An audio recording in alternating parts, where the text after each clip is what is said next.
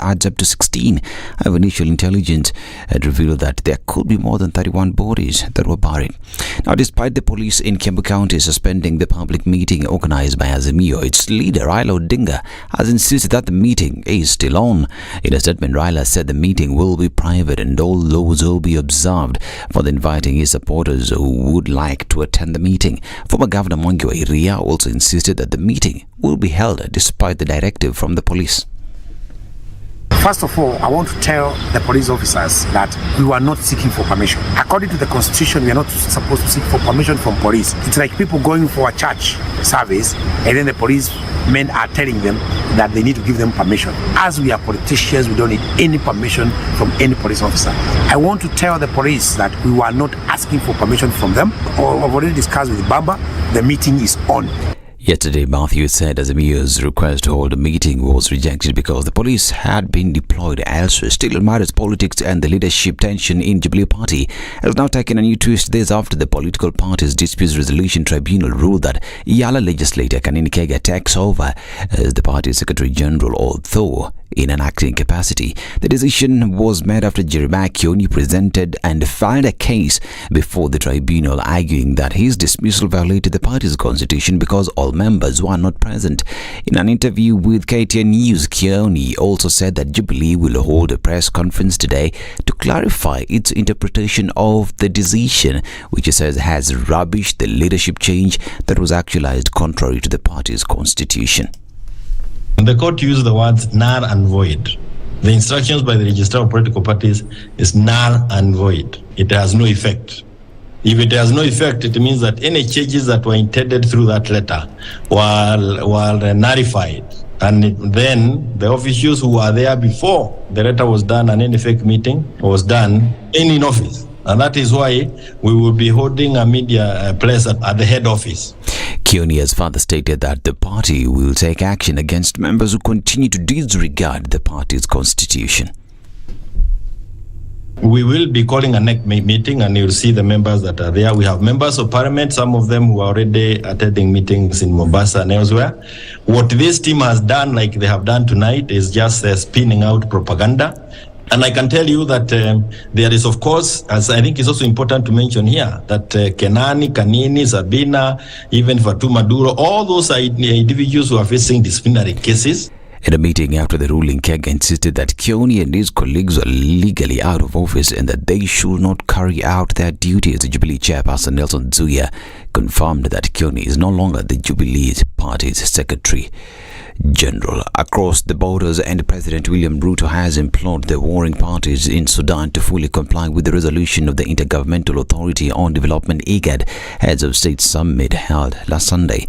President Ruto is calling on General Abdel Fattah al-Burhan, the leader of Sudanese armed forces, and Mohammed Hamdan Dagalo, popularly known as Hemeti, who heads the paramilitary rapid support forces, to immediately cease the fighting and allow dialogue to take place.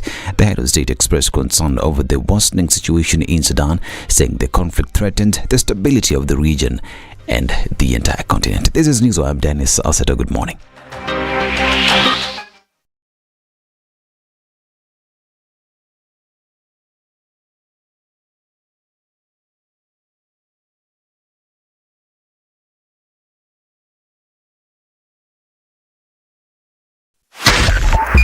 .5 Spice FM, Kisumu.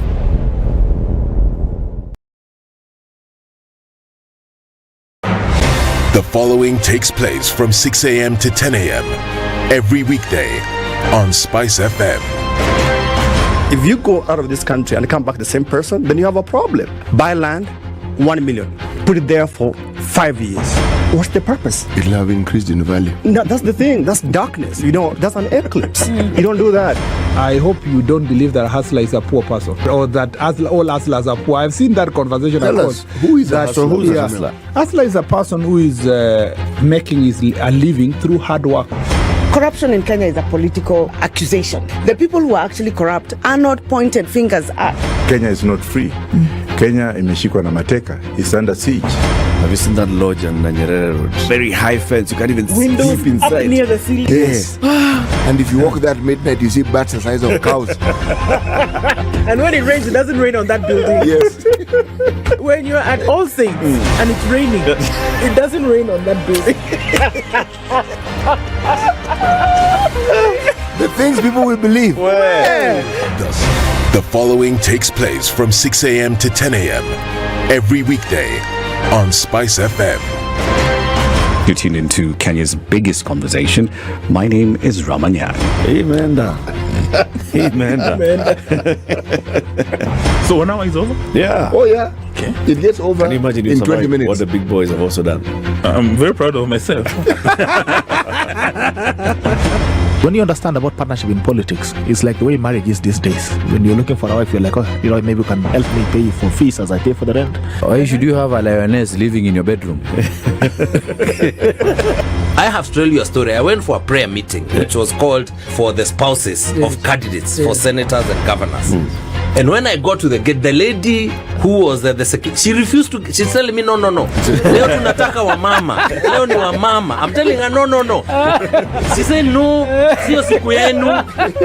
And I thought, there's a problem here, because if it was a man, but this was a lady. It will be called First Ladies until you change the name. The Situation Room, Kenya's biggest conversation. Thursday. What does it look like in Nairobi this morning? It's actually not too bad. Traffic is just starting to pick up in certain parts of the city. Nothing much going on the Thika Superhighway. You're able to get into town without too much of an issue. Coming off the Northern Bypass, as is normal, some traffic is actually building up here and there. Coming out of Westlands, you should be fine. Into the CBD from Jogo Road this morning, not too much of an issue. So things are just starting to get to a low rumble. Let's see what happens as we get closer to 7 o'clock. Let's talk on Spice FM KE on Twitter. Good morning. Keep things moving. It's Thursday.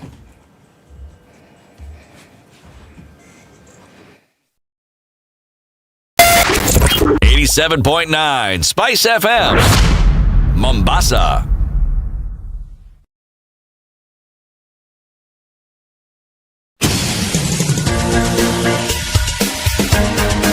This is The Situation Room, the home of hard-hitting political commentary and penetrating insights about the state of the nation. This is a talk radio experience like no other. The Situation Room, a place for hard truths, debates, and elevated conversations. The Situation Room, witty, political, engaging, deep, controversial. In the room, we have C.T. Muga, researcher, academic, seasoned political observer, a fountain of wisdom in these politically uncertain times. Ndu Oko, Nigerian by birth, Kenyan by choice, communications expert, Pan-Africanist, a truth seeker and believer in people power, and Eric Latin, agent provocateur, the man in the chair, seasoned journalist, news hound, a man who believes in punching up, not down. It's Friday, the Thursday of the 20th of the April of the 2023. It's Friday. The long weekend begins today. Back Wednesday. You're just giving yourself some more holidays. My friend. He has done the maths. If you work today, meaning last day of the week for most people, and then schools are also on holiday. They are. For 2 weeks. Yeah. Okay. Settle in weekend. Get to know the whereabouts of this and that. Monday, Tuesday, you settle in. Wednesday, you go back to work. What is Monday? What are you talking about? Yeah. He said you get to know the lay of things. It's Monday. Then you still organize yourself Tuesday. Then you say, okay, Wednesday, let's go back to work. Where do you live? Let me just explain to you. There are consequences for waking up at those crazy hours we wake up. It's true. The brain can do a thing for you. And it's doing a thing for you this morning, clearly. How are you guys? We are very well, thank you. And you? How are you? Me? Yeah. I'm fine. You're fine? That's very good. Oh my, that's very good. Oh, that's very, very good. We are happy to hear that. Are you really? Oh my goodness. Oh, hallelujah. Hallelujah. Hallelujah. Hallelujah. Have you ever spoken in tongues, Ndu, while praying? Has it ever come to you? The language of the Holy Spirit? Yes. Do you know it?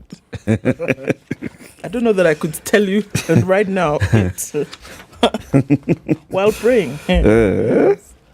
Sitting you? Do you have the tongue? I have the gift of gab. Do you have the Holy Spirit tongue? Holy Spirit niko nayo. Where is that coming from now? I must ask. No. The man, let's just go with the flow. Oh my goodness. I've just seen the cutest little boy. What's that? Hey. Oh my goodness. Hey, wait. Had cheeks for days. That's a photo of me. It would appear so. Hey, that's you. And that maze thing standing next to you is actually a real maze thing. It's a real maze thing. Standing next to you. It's a real maze thing. Red seems to have suited you those days. That picture is lovely. And man, that guy has a lovely smile. I know. Look at his cheeks. Before he was corrupted. Kwisha wewe. Sheesh. Hey, then he was taught the ways of the world. Before you broke your voice.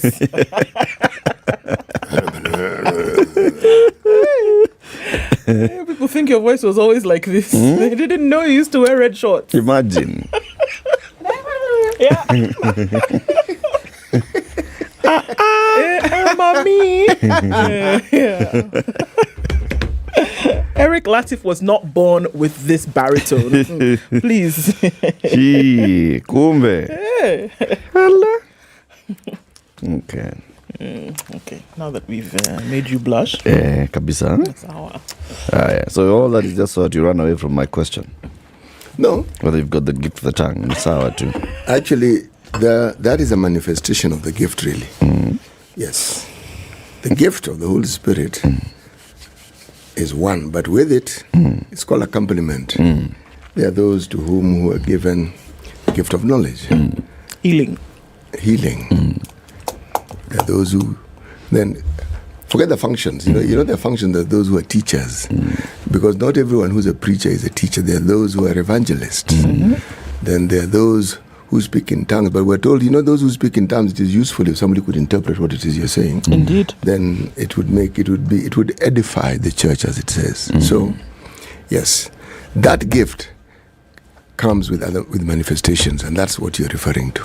It is that one of speaking in tongues of, like they did on the day of the Pentecost. And Yes. they all spoke In tongues, tongues. and people marveled at these ordinary folk who are speaking this complicated language. yeah. It's like a group of people who, these are Wananchi and they're from my village. And then suddenly, They're speaking Latin, and you're wondering, where did these guys learn Latin? It's just not Latin. Wait a moment. That sounds like German. no, it's not. No, it's French. It's I. And that English. None does no English. This guy didn't go that one. But that's the manifestation of the gift. Yes. Yeah. Let me tell you what we'll be discussing today. It's 7 a.m. It's Thursday. It's Justice Thursdays. And we've been talking about, the Chief Justice was in Mombasa last week. And she launched what? The digitization of processes in the Mombasa courts. The courts are embracing technology for efficient service delivery, and we want to understand why and how. Amos Kimani is the ICT officer in the Employment and Labour Relations Court, and the Honourable Elizabeth Tanui is the Deputy Registrar at the Commercial and Tax Division of the High Court. They will be joining us at 7 a.m. to talk about that, embracing technology for efficient service delivery. Elizabeth has been here before, so they're coming. 8 o'clock. We're talking about motorsport and rallying, the motorsport landscape in Kenya. The chairman of the WRC Safari Rally Organizing Committee, his name is Carl Flash Tundo, Yes. joins us at 8 a.m. kuongea mambo gani ya mambo ya Safari Rally and motoring and the various motorsport events that take place across the country. That's at 8 a.m. And then at 9 o'clock, we talk about the country's efforts to address the agriculture sector challenges. We've been saying agriculture is devolved. How much of devolution has gone into agriculture? The chairman of the Kenya Agriculture CECM's caucus, that is all the ministers in the counties in charge of agriculture, they have a caucus. Now, their chair is the CEC for Agriculture in Nandi County. His name is Dr. Kiplimo Lagat. He joins us at 9 a.m.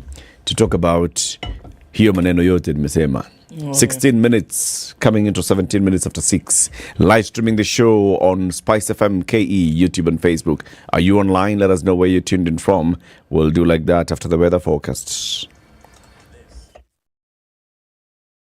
This is the Situation Room, the only way to start your day. You think you can guess the year? 2007. That's when the theme song, that's when it premiered for the James Bond movies. You're half correct. But in terms of guessing the year? Okay, if not 2007, then 1963. Oh, now you're just throwing things, eh? You're throwing the sufria and everything outside. The Spice Drive. Big hair and the biggest hits from the best decade. Getting jiggy with it. Tune in to the Spice Drive with me, Edward Quatch, 3 to 7 in the PM. The Spice Drive, only on 94.4 Spice FM, Nairobi. Damn. We're looking at cloudy conditions in Nairobi this morning at 16, highs of 24, and we'll see highs of 26. In a cloudy Nakuru at 16, and mostly cloudy in Nyeri, highs of 26, and we'll see highs of 26 as well. In a clear Eldoret at 13. It's 25 and mostly cloudy in Mombasa, and we'll see partly cloudy conditions in Malindi, going to highs of 32.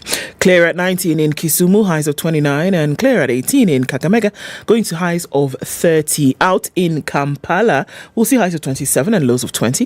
And 30 will be the high in a mostly cloudy Dar es Salaam at 25. 10 degrees and partly cloudy in Johannesburg, highs of 22.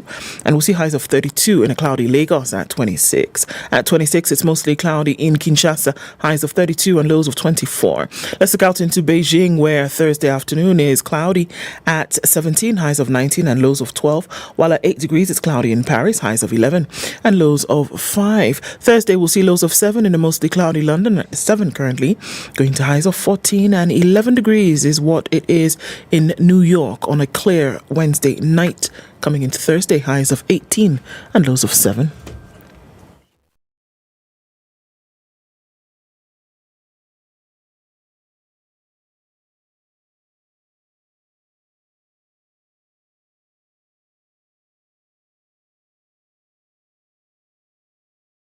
Mature, intelligent talk every morning. Spice up yourself.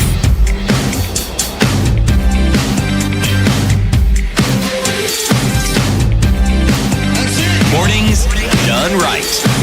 94.4 Spice FM, Nairobi.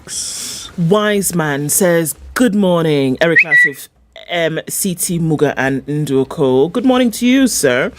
Peter Wagongo, good morning. Ndu, what did you bring from Nigeria? That's how they lost my bag. Big story like that. Have you found it? No. Not yet. No, I think I have a good feeling that they're doing me like this. And they're managing you. Yes. Because I have a very good feeling those bags did not leave Abuja. So, but flights have been to Abuja since then. Exactly. So niende tu wachukue. Niende wapi? Waende wachukue. That's the thing, and I said yesterday, so...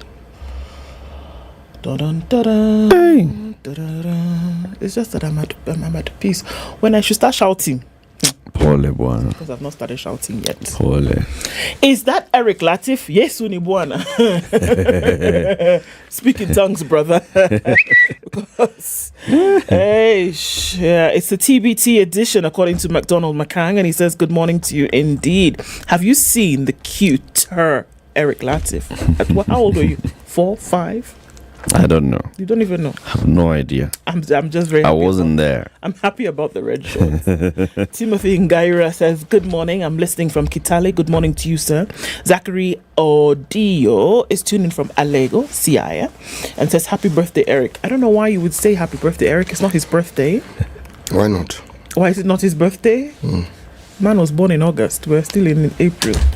August is just a few months away. It also starts with A, so it can be his birthday. Yeah. Okay. Allah. So happy birthday. Stop raining on my parade. Sorry, okay. Collins Kiptai says it's Friday for others. Okay, so you see how you've It's already Friday. You've inflicted this disease on people. But it's actually true. That what? If tomorrow is a holiday, gazetted, etc., etc., today's Friday. Oh my God. Okay, so the long weekend begins on a Friday. What is Friday? Friday is a day. Last day of the week. Of the working week. Yes. Your logical conclusions are so skewed, it's painful. Actually, it's humorous. But okay, sure. Okay, so do people work on Saturdays? Oh, wow. In Dubai, they do. Okay, so and this country we're in is called what? That's a different story. No, we understand. Even if they work on Sunday, for them, Sunday is Monday. Yeah. Sawa. So. Tuko pamoja? Tuko pamoja. Sijui kama tuko pamoja. Start again. Me, I'm okay. You okay? What? Tuendelee. Kampala. Stella Aya is in Kampala. Hey, Aya is actually the Hausa name for tiger nut. That's interesting. Franceline Chisenya. Tiger nut just doesn't sound right. If you expand your horizon. No, don't expand tiger anything. Nut. Okay. City, stop expanding things. Okay. Just wait. Guys, you will not allow me. Demican says, good morning, tuned in from Sirisia County. Is Sirisia County? No, it's not. Okay, no. My bad. Mea culpa. He said it's in Sirisia in County 039. It's a constituency. Monis Janet said, oh, thanks. Monis Janet said he speaks in tongues when he's drunk. Let's be okay there. Okay. Mohammed Aidan Ochola, no, that's not who it is. Atieno Jermaine Jackson says, good morning. He's tuned in and ready for today's conversation. Morris says he's tuning from Uchanja. Wishing you a good Eid, according to Samuel Karanja. And Nakuru City, right on time. Kazi Kawaida, indeed. Bumula Inaskiza. Silas is with us from Bumula. Miaka Nenda Miaka Rudi. Okay. Otomwa Mochoma says that. Don't know why, but okay. Alex Maju says good morning. Mhenga in his young days. MTC says good morning. Following Latif at 3 years old, they've decided that you were 3 there. So, in case you didn't know, you were 3. Okay. See, Karu says ready to unlearn, relearn, and learn from your show. Santisana, what a journey for that young boy that was. Yes, people are already writing your book. Miraculous, my friend. Hey, George Machuki says good morning. Eric Kiswahili, I'm biting my tongue. I can't. Nasema nini? Don't know. George Machuki is telling you things in Kiswahili and it ends with Bwani. Tusonge pamoja hadi tamati. Benjamin Kamara says good morning. George is with us here. Benjamin, yes, we see you. Willie, good morning to you. Mware, okay, Wamurugi says good morning.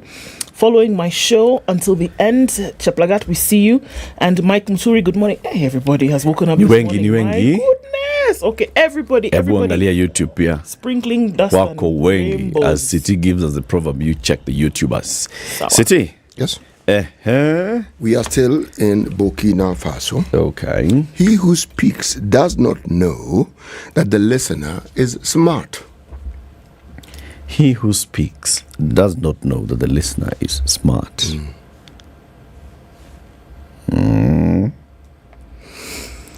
Watu si wajinga bwana. That's basically what that proverb is saying. That's what it's telling you. Okay. That's how he who speaks doesn't know that the listener is smart. Okay. Haya, umefungua YouTube. Ama imekataa? Inakataa nini bana? Inakataa kufanya nini? Edna anafanya hivyo. Acha Edna afanya hivyo. Edna deal. You deal. All right? You do the do. Unaona sasa? You do. See? Chap like. Hey. Sheesh. Super producer yule. Mbia. Anafanya tu hivi. Mambo yanafunguka. From inside the server. Sasa huyu anako inside. Milango ya gereza. Eid Mubarak says Brian Otieno. Even YouTube folks have woken up this morning. Sir George Gashoiri says good morning. The hottest in Kenya and Eastern Africa. Where? Okay. Jamila Grant says, good morning. Vestas Kipiegon is also tuned in this morning and says, good morning. Peter Munya, CT Muga Ndu, and man who punches up, Eid holiday for 9 days. Miskia City. Miskia. 9 days. Oh, what one? They're thinking about coming back to work the Monday after next. That's the spirit, man. You all have a good day. According to somebody called Deep State, all right. He also says that Tuliambiwa, Ari Eric and Masai Nayule Azimio Kanchori. What? Okay. Kevin Lubale says, good morning. Imagine, nilifanyiwa ile kitu kwa airport, imagine. Listening in from Ongata is where Alex is. Jeffrey's also tuned in. Saidia, Jeffrey Kimani, everybody, we see you guys tuning in from YouTube. Sapsana. Let's look at the headlines. All right, let's do it. On the front page of the Standard this morning, I was paid 400 million because I'm smart. Saying me I'm smart, somebody pays me on 400 million. He who speaks does not know that the listener is smart. Good. On this particular day, the two of you have actually arrested the proverb. And you have captured it. And in Kenyan fashion, put it in a box. Well done. Thank you very much. Shock for drivers and tough rules to protect students. And it seems that a lot of cases seem to now be ready to be answered. The courts have been mighty busy, and Babu, has a case to answer. Former Governor Okoth Bado's case resumes in July. Suspect in the murder of a girlfriend has a case to answer according to the High Court, and it goes on and on and on. In light of the many accidents that we've seen, the state has rolled out tough traffic rules to tame rising death on roads, and certain things are being asked of drivers. Either you comply or you do what? Get off the road. All drivers are set for refresher tests. That's what's on the front page of The Nation. So you're on the road, we will test you to make sure that you're not doing nonsense on the road. Is it the drivers who are the problem, or is it the vehicles? Everything combined. Recklessness, it cannot be done by vehicles if there's no driver, which is one of the reasons why we're seeing this carnage. Number two, vehicles that are not roadworthy being put on the road by who? A driver. So the human element as well as the mechanical element, both of them join. Accident. And what about the enforcement element? That's also one of them. Lack of proper enforcement. So that also has to come in place. Are police being retrained? It's one of the recommendations. Police to be retrained. It's one Traffic of the recommendations. I'll read the story to you. Okay. But then also on the front page of The Nation, cheap unga puzzle. Ugali lovers, Amlioto, are you awake? Across the country will have to wait a little longer to enjoy the cheap maize flour that President William Ruto promised before it hits retail shelves this week. Or maybe. He promised it will hit this week. This week, according to you guys, is over today. Days after his announcement, a spot check by The Nation reveals the prices remain unchanged for most of the brands except for those of 1 Miller. So the question is, where is the cheap unga? When did they say the cheap unga will be available? This week. Now, umesema hii wiki imeenda. Walisema this week. Sindio? Wamekuwa wakisema hii mambo for a long time. Lakini hii wiki. Let's not confuse issues. Cheap unga means what exactly? Lower than what it was before. No, that's not cheap. Cheap is when everybody can afford it. Even those who previously thought they could not afford it can afford it. Then it's cheap. When you lower prices, it doesn't make anything cheap. It just means you've lowered the price. It's not cheap. Okay, it's cheaper. Cheaper. Yeah. Yes. Cheap is when it's so readily available and so easily affordable. Throw it away. Yes. That's when it's cheap. But you lower the price, it doesn't make it cheap. It just makes it cheaper. Okay. All right. On the back page of The Nation, conclusively, MP set out new measures to ensure safety in schools. Lawmakers want functioning clinics in every school and regular checks by health officials. None of this business of saying, we went there in 2019. That is nonsense. Let me repeat it again. That is nonsense. Which one exactly? The spot checks every whatever? Nonsense. It will not happen. It may happen once, and that will be it. It will not happen. Let me tell you something else that would be interesting that you might now you might be a Debbie Downer about. Cargo. KRA is to operate 24-hour shifts at the port to end cargo clearance delays. Sawa. Okay. Will it happen? It's happened before. Okay. Why did they stop? Sidri. Anyway, the Business Daily. Treasury cash data fails to reveal a broke government. Now. What? Sorry. Now, when I tell you the government has money, now do you believe I'm me? sorry, I didn't hear. I really actually didn't hear what you said. Sasa, you know what happened? So, you know, the salaries were delayed this month. No. Wait. Salaries were delayed. Salaries for civil servants were delayed. Yes. Right? Yes. And the whole excuse that was given by President William Ruto, his deputy Rigathi Gachagua, and a host of top administration officials was that, you know, there was a cash crunch and loan repayments were due. Yes. So, I mean, pesa ilikuja lakini tukalipa madeni. Sasa ilikuwa na pesa ilikuwa na baki. Yes. Okay? Yes. However, the Treasury published in the latest Kenya Gazette notice some data showing that Kenya's debt repayment bill, yes, it grew to 121 billion shillings in March from 67.7 billion shillings in February. You know, almost double, reflecting an extra 54.6%. Sawa.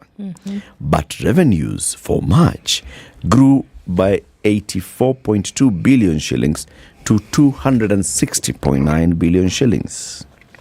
Okay? The debt was 121, the revenues were 260,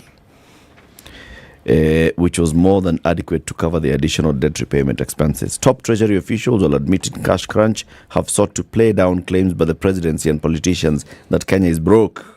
The officials reckon that Kenya is able to meet its core obligations, including debt repayment and civil servant salaries on time. Even disbursement to counties. No, I'm the one who's added that one.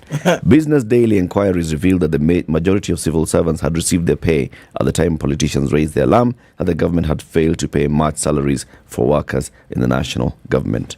Unaona? So pesa iko. Pesa otas, my friend. Rich investors to buy extra shares without CMA approval. That's the other headline. Investors will be free to buy stakes of up to 30% in listed companies without seeking the approval of the Capital Markets Authority, raising the threshold for notifying the regulator for a potential takeover. The Treasury is seeking to amend the regulations guiding takeovers in changes that will raise the limit for seeking approval for shares purchases from 25%. Currently, if you want to like that in a listed company, if you hold anything above 25%, you have to go to CMA for approval. Yes. Now they want to raise that to 30%. Uko na pesa, you want 30% of this company, go take it. It's a problem. There's a back and forth. Once upon a time, you could own as much as you wanted. I mean, surely, so long as you have the money, why not? Yes, but it's in the Moi era that this particular limit was set. Just around the time when Moi was about to exit, said 25%. So that, you know, the idea is you don't want to create a situation where some people own too much of a company, then gives them too much power. And it's a listed company. Yes, too much of everything. So it is better if you just own a bit, somebody else also owns a bit, then someone else also owns a bit, like that. But now they're saying, what? You have money. Own. There's this other thing that they mentioned some times back. You know, this limit of you can't take 1 million shillings, you can take that one. To send and receive 1 million Then you ask questions which you can't even answer. That one. They said they're going to remove it. When are they removing it? CBK, President Uhuru said those things. Then the CBK said, ngoja tutawambia. Actually, ngoja tutawaita. It's an international monetary thing, really. I mean, it's not something that you're going to. It's actually in our laws. You remember that law, that long law. With PPR, the one called Anti-Money Counterfeit Laundering, the Proceeds of Crime Act. POCAMLA. Overspeeding. Yes, that one. It's called the Proceeds of Crime and Money Laundering and Anti-Money Laundering Act. Yes. So it's in keeping with international standards, where the ceiling was $10,000. Okay, nobody's going to ask you very much, but the moment it goes to beyond 10,000, are you going to have to explain? And one, you're going to explain. Yeah, tuambie hiyo maneno. Bwana Muga. Yes, please. The Star. Right. Why don't I look at the Sita newspaper? Yes. Top right corner. Teal green. Teal green. Highest peak. Dr. Mwende covers 7.4 kilometers at Mount Everest on day 2 of the climb. That's on page 3. There are people climbing Mount Everest. Not Mount Kenya, not Mount Kilimanjaro. Everest. Everest. This is Dr. Mwende. Yes. I'll tell you the story. The story is on page 3. And it's not the gentleman we hosted here once, eh? It's a different name. No. This one, I don't think it's even a gentleman. If you ask me.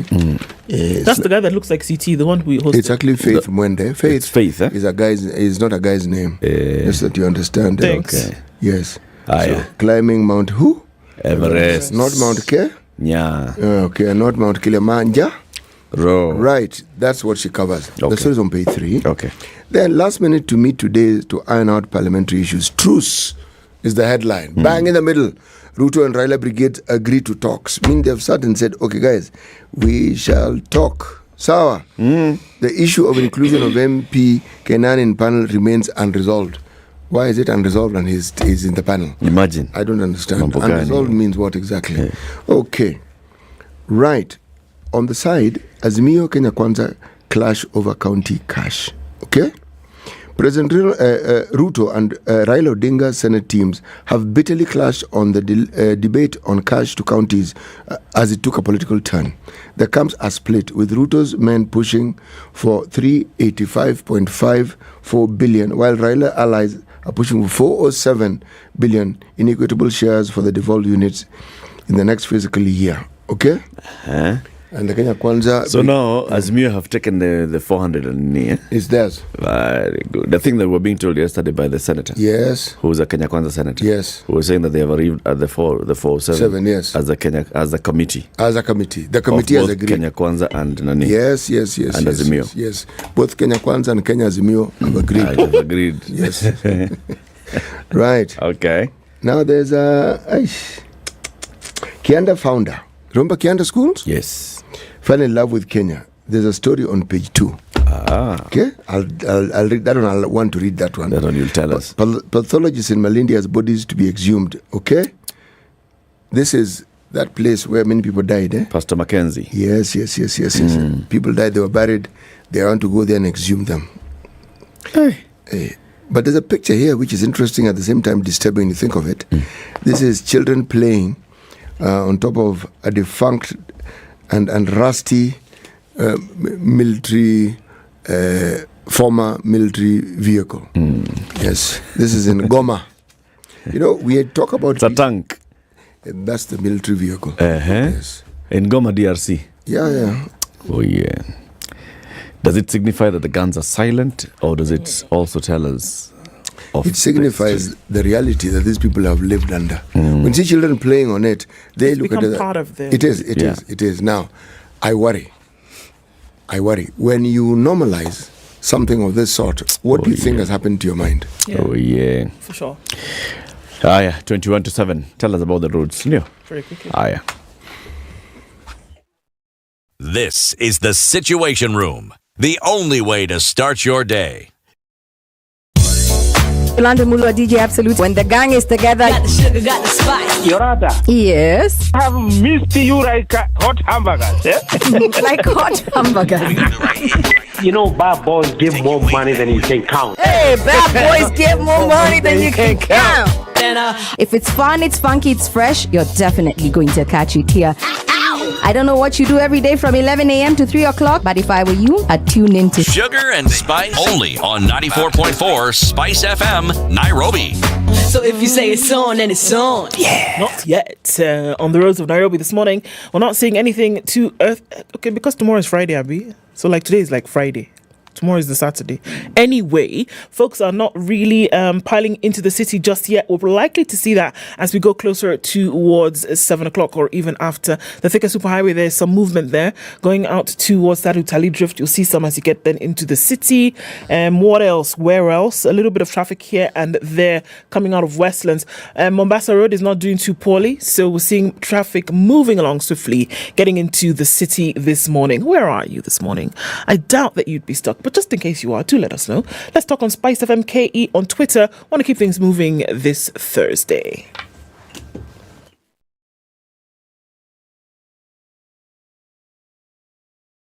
Mature, intelligent talk every morning.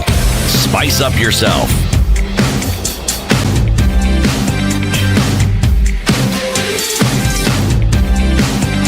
Morning done right.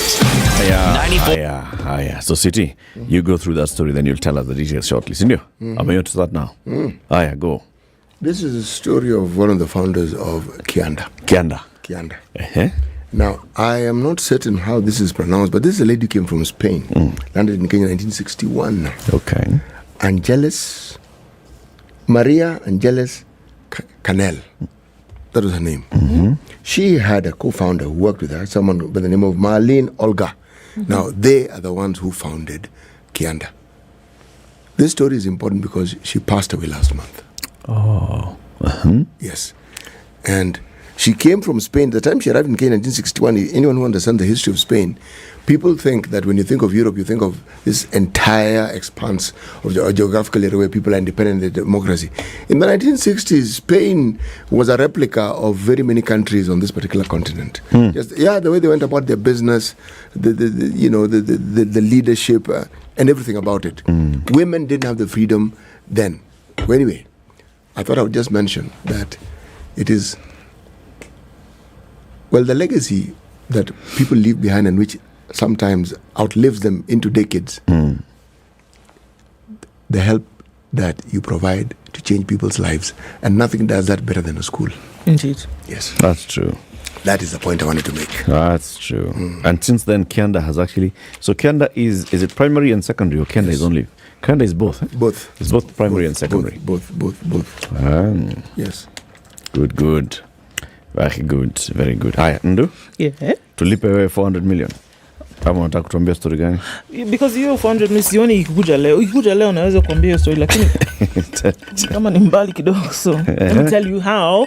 CS Kipchumba Murkomen has tightened the noose on speeding vehicles to curb road accidents. He said this nonsense ends today. He has instructed all heavy commercial vehicles with the weight of 3,049 kg and above to be fitted with speed limiters. So 3,000 kgs and above speed limiters, no question. We're moving. Wait. The rule that all public service vehicles were supposed to have, was there a time when that rule was scrapped? No. So what is the minister saying exactly? That clearly the rule was not scrapped, but what he's looking at now is further enforcement of certain things. The same. Yes. Okay. All right. He's saying in compliance, all the speed limiter vendors must install approved gadgets that will limit speed, record speed data after every 5 seconds, transmit data to both the NTSA and the vendor servers, and report violations in real time. Okay. Just like what you're talking about the police in Arusha. This is what he's saying. Recorded on the gadget we see, we charge you. Okay, just pause for a single second. And this is for all public service vehicles? In the country, man. All right. Do we have these gadgets in the country, or are they going to be imported? See, now this is where we now import. See, that's now where we are going to start. Which gadgets, though? For recording, blah, blah, blah. It isn't one gadget. What are they going to be called? E-record car. Something. For now, it's being called the approved gadgets. It can't be one gadget. See, what trying to convey a story? It's a power to my police. He also, now while you're at it and getting confused, let me confuse you a little bit more.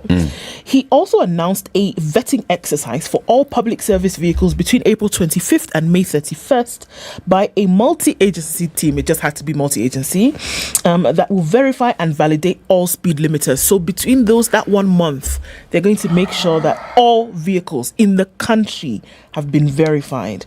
He has instructed Kenha, our friends, and Kura and the NTSA to complete road safety audits and install signage, reflectors, and street lighting on all black spots within 30 days. We're moving. We don't have time to waste. He has further instructed the road agencies to ensure cameras have been installed at all black spots. The first phase will be completed within 4 months. He will also subject all drivers to mandatory retests before their driving licenses are renewed starting June 1st. So you're going to renew your license. They're going to ask you, Omo, have you done your refresher test? If not, license onge renewed. He said they will be subjected to mandatory medical fitness tests. So maybe that your eye is not seeing very well. You tend to have blackouts. Why should you be on the road? If that thing is happening, stop it. Get them off the road. He says he has directed NTSA to form a multi-agency enforcement team, bringing together the ACA, they are the Anti-Counterfeit Authority, the Kenya Bureau of Standards, and the National Police Service to weed out distributors and suppliers of substandard products and spare parts. So this is the reason why we may have vehicles on the road that are not what? Worthy. Senators are pushing for the enforcement of punitive penalties on careless motorists who endanger the lives of other road users through reckless driving, including being banned from driving. So they're trying to say, look, you're going to do this, repetitively. We'll ban you from ever being the road again. The development follows a petition by Mr. Nick Moncha, a Nairobi resident, to the Senate to intervene and ensure safety of road users. Comes at a time where we've seen quite a number of losses on the roads because of carnage. Senator Veronica Minor decried that road fatalities are alarmingly high. She also complained that the traffic department has not helped much to bring sanity on the roads, saying traffic officers continue to receive bribes even when the offenders blatantly flout the rules. Dun, dun, dun, dun. Talk tough. Let's see. Enforcement is a good thing. You'll see a crackdown, definitely. Sure. Definitely. This long weekend, you'll see a crackdown. Long weekend? They're going to start today. Sustaining it is where the issues would be. And, I feel for Kipchumba because it's like, okay, so this has been happening. It needs to be done. The enforcement is not his people. It is Kindiki's people. Kindiki's people are Koome's people. Those ones. Oh, yeah. They'll enforce today, they'll enforce tomorrow. Then how much do they actually maintain that momentum? Because that's what is important. Everybody knows the right thing to do. Everybody, even that driver who is driving recklessly, they know the right thing to do. It's true. Even the passenger who's boarding an overloaded vehicle, No, they sir, know. it's overloaded. They know. Everybody knows the right thing to do. So I don't think it's even about enforcement anymore. Is it really about enforcement ever? Not really. Because one could argue that the process of enforcement and how it is actualized is part of the problem. Yeah. So the issue of the Mukumu girls, the union has faulted public health authorities over poor sanitation standard at Sacred Heart Mukumu Girls School following the tragic death of 4 students and a teacher. The Kenya Union of Post-Primary Education Teachers, KUPPET, is also protesting at the transfer of the school's former principal, Frida Ndolo, and is faulting the Teacher Service Commission for the move over a mistake that was completely beyond her, they say. Secretary General Akelo Misori says the incident that left over 600 other students and workers hospitalized was as a result of negligence by the authorities. Punishing the principal only undermines efforts to find lasting solutions to the problem over which she has no control. He says her removal fits in a pattern where our hard-working principals are used as sacrificial lambs to mitigate public anger at any malfunction in the school system, regardless of the enormity of the situation. He says the union dispatched a team of health experts to the school to unearth the cause of the deaths, and it found that there was water contamination due to the close proximity of the water and sewer systems. This was an issue that reflects the failure by the county's public health authorities. And I agree. It's a public health issue.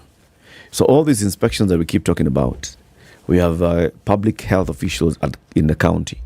Do they actually do the job that they're supposed to be doing? Do they do the checks? Because if they did, then they would know. The school principal has found infrastructure. There's seepage and all these things. The school principal, really? And saying that you've transferred her. So you've not fired her, you've transferred her. What does that... How is this addressing the issue? It's not. And then you've turned away from actually trying to address the issue. This is a public health concern. Where did the rain start beating the students of Mukumu Girls when it comes to public health? In terms of all this contamination. By the time we're getting E. coli denotes sewer system infiltration. That's what it is. You have salmonella. These are issues of sanitation. So, how is the principal to blame for this? System issues, man. And remember, we had a health practitioner. We had 2 health practitioners here who told us that these are conditions that can be treated at a dispensary. At a what? Dispensary. Yes, the simplest form, the simplest in the public health structure. I don't use the word law, but it's the most fundamental, it's the most primary. Basic. Dispensary. Yeah. This thing can be managed at that level. Yeah. Anyway, is it another story? Me? Okay. Here it is. Let me go back to the 400 million. Okay. I was paid 400 million shillings because I'm smart. That's the headline. All right, so you're all wondering what this is about. It's carried on page 4 of the Standard today, and just looking into the details when we saw the story break yesterday. I'm the best in the business, Ngumi, on the 400 million shillings paid pay in telecom deal. There's a mystery surrounding the rushed deal in which the government acquired Telecom Kenya from UK firm Helios Investment days before the election last year. So now the mystery got a little bit deeper yesterday. As it emerged that the company was willing to take partial payments. They didn't need to get this whole money at the same time. National Treasury on the 5th of August paid 6.1 billion shillings for a 60% stake in the telecom company. After first seeking approval from Parliament, the transaction saw the government assume whole ownership of the company. But it has been subject to controversies, and there are queries as to why Treasury had to invoke constitutional clauses that allows it to spend money under certain circumstances. So the special expenditure clause, right? And why do they have to do this without approval? So essentially, you can invoke the clause to say that you can spend money without the approval of Parliament. Yeah, and then you report later. Exactly, then you report later. So the question is, if this deal was, squeaky clean, why did they have to then invoke this clause, right? But you still have to seek the same later through a supplementary budget. You still have to come back and say, we spent the money. Yeah. So the acquisition of the loss-making telco, which is now being investigated by Parliament, has also seen current and former senior government officials, including the control of budget and former Treasury CS Ukur Yatani, point fingers at each other. Okay? It has now emerged that Helios Investment Partners was willing to take 6.1 billion in tranches, even as Treasury rushed to make a one-off payment. Investment banker John Gumi, who brokered the deal, told Parliament that the company had, in negotiations leading to the conclusion of the deal, indicated that it would take as much as 5 years to pay for the 60% shareholding. He said Helios would have exited at once, but the government would have paid for some 4 to 5 years. He said, "My client is ready to be paid over time through bonds. I don't know why they were fast to pay one off. My client was ready to go with a structure with a treasury bond issue." So now they paid, and he, as the holder for the client, as the advisor, received his commission. So this man was retained by Helios, not retained by the government of Kenya. No, he negotiated his fee with Helios. Okay, he was paid by Helios. All right, and parliamentarians are asking him, do you think you are justified to earn this much money? It's not your problem. He's saying, excuse me, I was acting for the telco. Yeah. And I got paid money as acting for the telco. I was retained by this client. We negotiated a fee with the client. I charged them a fee. The deal went through. They paid me my fee. How much? Why do you? Because that's how much I'm worth. That's how no, it's not because of any mago. Is there anywhere in that in that article where there is any mention of conflict of interest, any mention of perhaps because wrongdoing? Because he was the chair of one telco and then was doing business with another telco. Okay. Is there any mention? It doesn't come up here. It doesn't come up in the Because to me that would be the question. Not at you. Are you worth 400 million shillings? Why did they pay you 400? Don't you feel? Don't you feel somehow? Tulikula pesa mingi sana wewe hata wewe. That's not your problem. Kitu kidogo. Now it's nuanced. Because the question should have been, all right, Mr. John Gumi, as an individual, yes, you were retained by Helios. Even in the previous deals, you've been retained by Helios before. But in this particular transaction, which is about Helios selling off its stake of this telco to the government of Kenya, you at the time were the chairman of Safaricom, a competitor. Is it okay? I mean, those are the questions. It is a valid question, and yet then they have to prove if there is indeed a conflict of interest. Because somebody could argue, as chair, I'm not executive chair. I'm chairman of the board.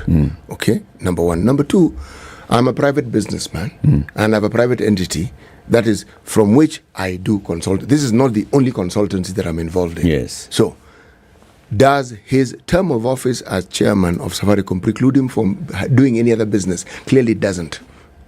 I think ethically, though, there should be a question raised there. You sit at the helm.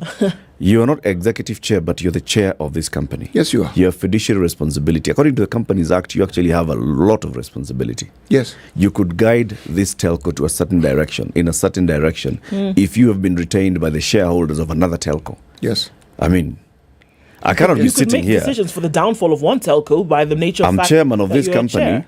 But I am also the advisor to the owners of the other company. You see, and you make a decision that, of course, and you could make a decision on one that could either lead to the detriment of the other. Actually, what I was getting at is the terms of engagement that one has when one takes a certain position for such as the one that we're discussing. What are you prohibited from doing? What are the terms of your engagement?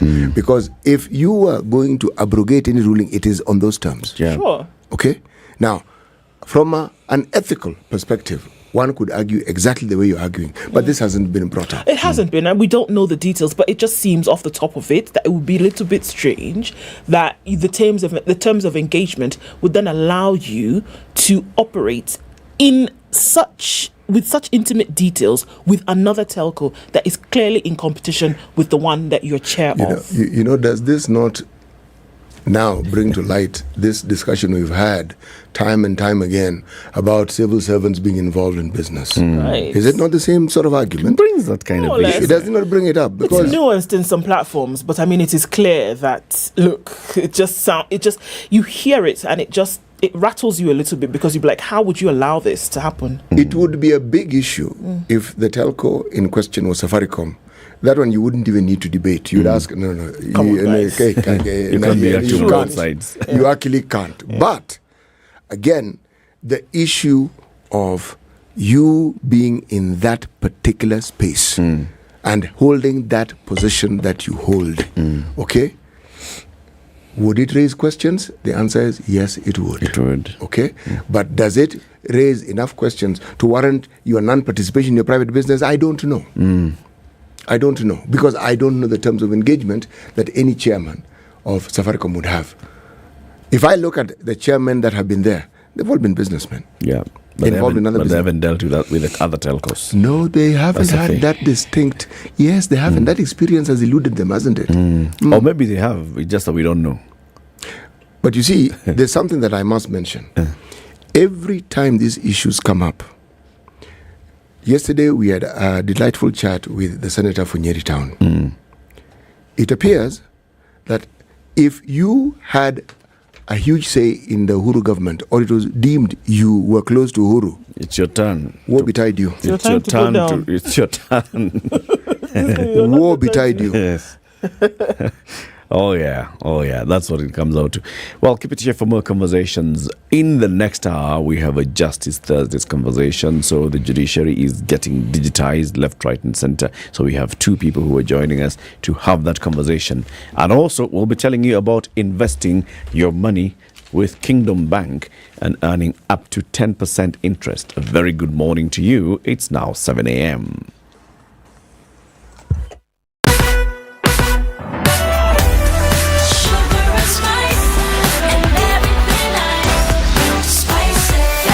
Spice up your life.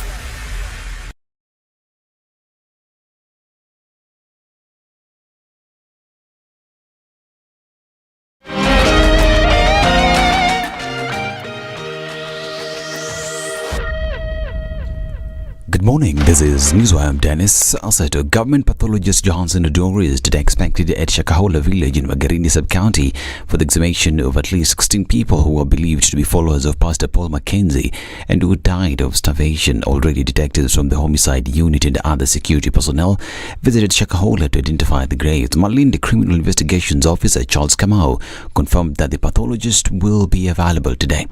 Families that are looking for their loved ones are optimistic that they'll find them alive, further calling on them to leave the cult and return home.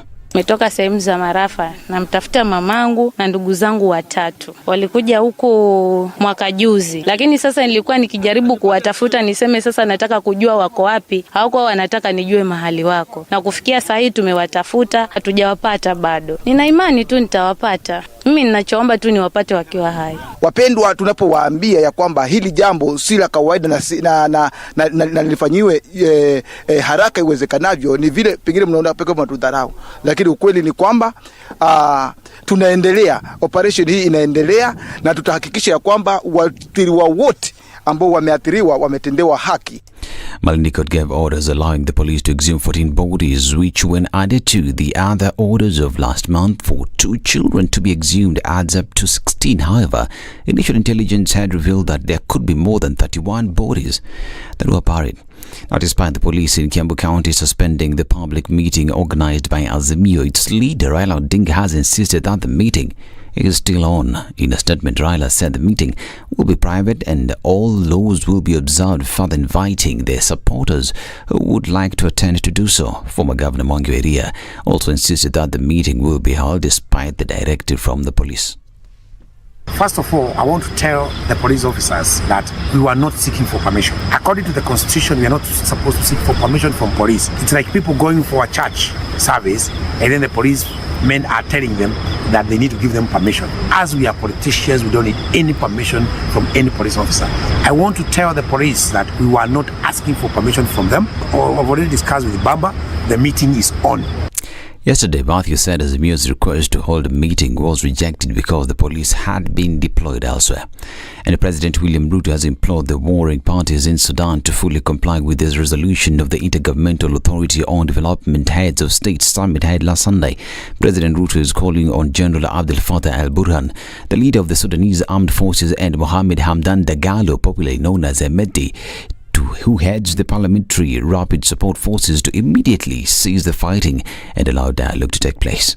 Kenya notes that disregard for the resolutions, coupled with the evidence of lack of commitment to ending the conflict, strongly indicates that attacks on diplomatic installations and personnel, as well as targeting of hospitals, hotels, and other vital public and social spaces, are deliberate, systematic, and tantamount to atrocities against humanity. The head of state expressed concern over the worsening situation in Sudan, saying the conflict threatens the stability of the region and the entire continent.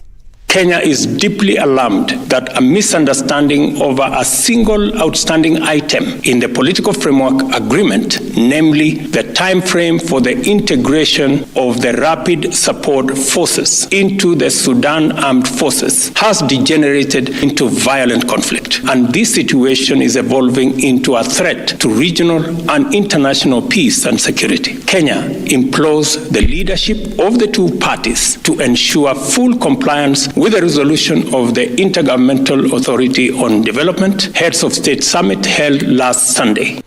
Now, Deputy President Rigathi Gachagua says the cost of Vunga will continue to drop since the economy has started showing signs of recovery. Speaking during a meeting with deputy governors, he said most supermarkets are selling maize flour at a price range of 155 shillings to 159 shillings.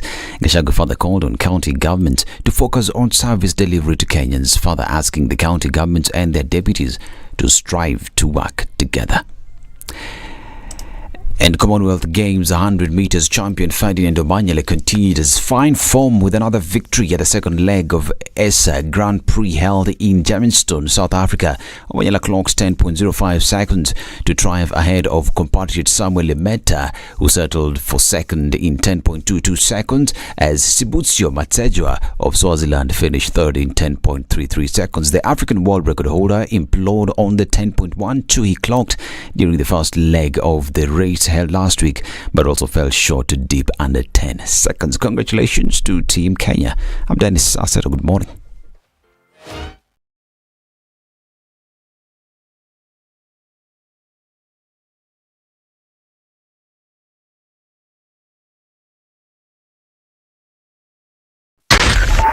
Spice FM, Nakuru. After 7 o'clock, we're looking at a little bit of traffic here and there in different parts of the city. Let's take a look at what's developing on the Thika Superhighway. Traffic started early there, coming out into the CBD. And we're also looking at Westlands. Action is taking place going out towards Waiyaki Way. And looks like it's going to be pretty busy for most parts of the morning. All right, there's traffic on Limuru Road. There's some also coming off of Kiambu Road here and there. Let's look through it.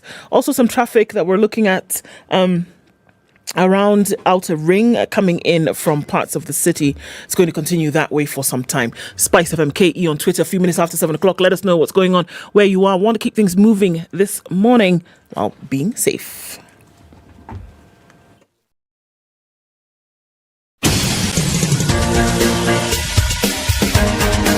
This is The Situation Room, the home of hard-hitting political commentary and penetrating insights about the state of the nation. This is a talk radio experience like no other. The Situation Room, a place for hard truths, debates, and elevated conversations. The Situation Room, witty, political, engaging, deep, controversial. In the room, we have C.T. Muga, researcher, academic, seasoned political observer, a fountain of wisdom in these politically uncertain times. Ndu Oko, Nigerian by birth, Kenyan by choice, communications expert, Pan-Africanist, a truth seeker and believer in people power, and Eric Latin, agent provocateur, the man in the chair, seasoned journalist, news hound, a man who believes in punching up, not down.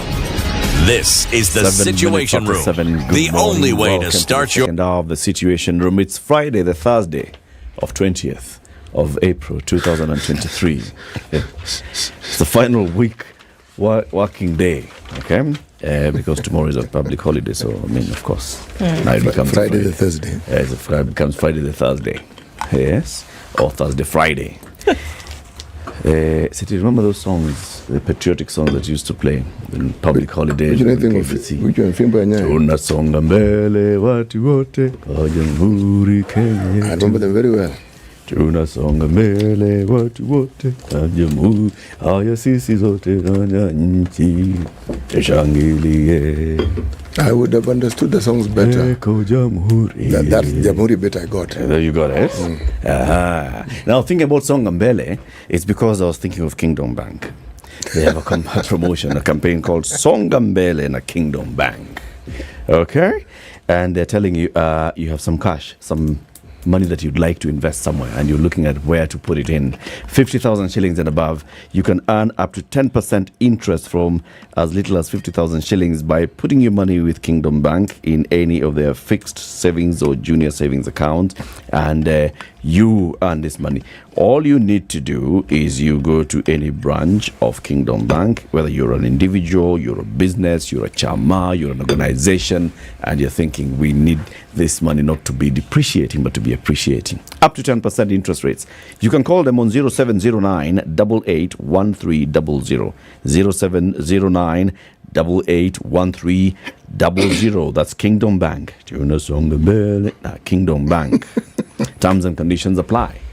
Kingdom Bank is regulated by the Central Bank of Kenya. It's Thursday. It's Justice Thursday. Conversation that we want to have today is about the judiciary embracing technology, digitization of judiciary services. Last week, the Chief Justice was in Mombasa, where she launched digitization of several services in the Mombasa courts.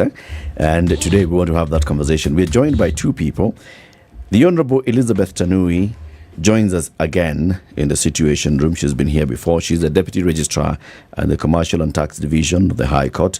And Amos Kimani is an ICT officer at the Employment and Labor Relations Court. Amos and Honorable Elizabeth, karibuni sana. Good morning. Good morning. Thank you so much for having us again. It's good to have you. Yeah. Good morning, Eric. Thank you for having us. Sasa Amos, bahati yako mbaya, huyu tutamuita your honor wewe. Mr. That's Amos. okay. Kama Amos hivi tutakuita brother. Bwana. Yes. Bwana Kimani. Karibuni sana. Thank you so much. To welcome you, City has the day's proverb. Our proverbs for the whole of this week have been from the country of Burkina Faso, the country of honest and upright men.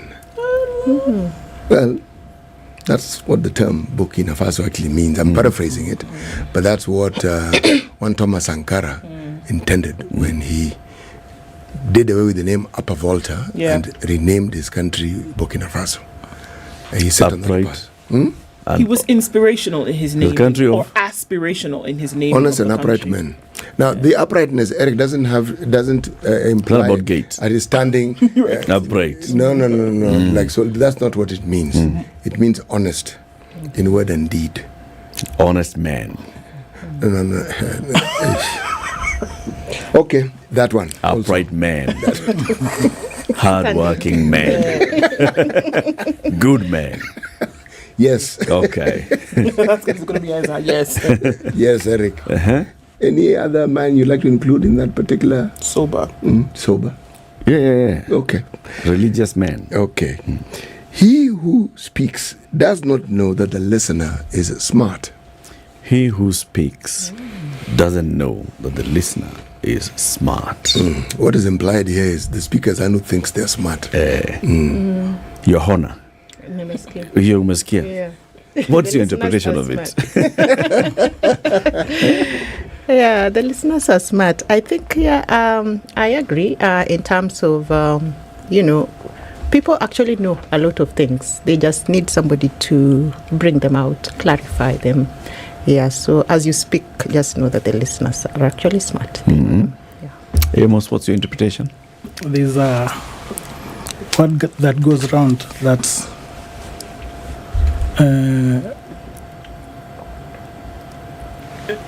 I think it just evaporated, but sometimes you speak assuming that maybe the person you are talking to doesn't know much, but in the real sense they might know more than you, so too much talk sometimes is not necessary.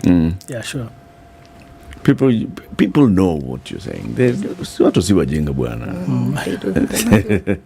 feel it. They can feel it. Honorable Tanui, we've been having conversations about digitization of the judiciary and judiciary embracing technology. You're the deputy registrar at the Commercial and Tax Division. Tell us the progress of what you've done in the division in terms of embracing technology. So let's start with where the judiciary has come from to understand where we are. The journey has taken a long time. Like any other state organ, our procedures, our processes have basically been manual. And what do I mean by manual processes and procedures? I want you to imagine filing a court case before COVID, where it would mean that you will have to create, because every court, case that comes to, every case that you bring to court has to come with a document. So it will mean that you create your documents wherever you are. Then you need to, travel basically to that particular court station. So let's imagine you are traveling to Kiambu, for instance. So you take a matatu and you go to Kiambu for purposes of going to file a document. Once you are at that particular court, you queue because everybody else is traveling to file their cases. So depending on the queue, I want you to look at the time that you will take. So there's a queue for purposes of you presenting that document. And what are you presenting it for? For assessment. Assessment where somebody like Amos would look at it, appreciate the nature of that document and assess it at, let's say, 75. Because a common document that usually comes on everyday basis is an affidavit of service, which costs 75 shillings.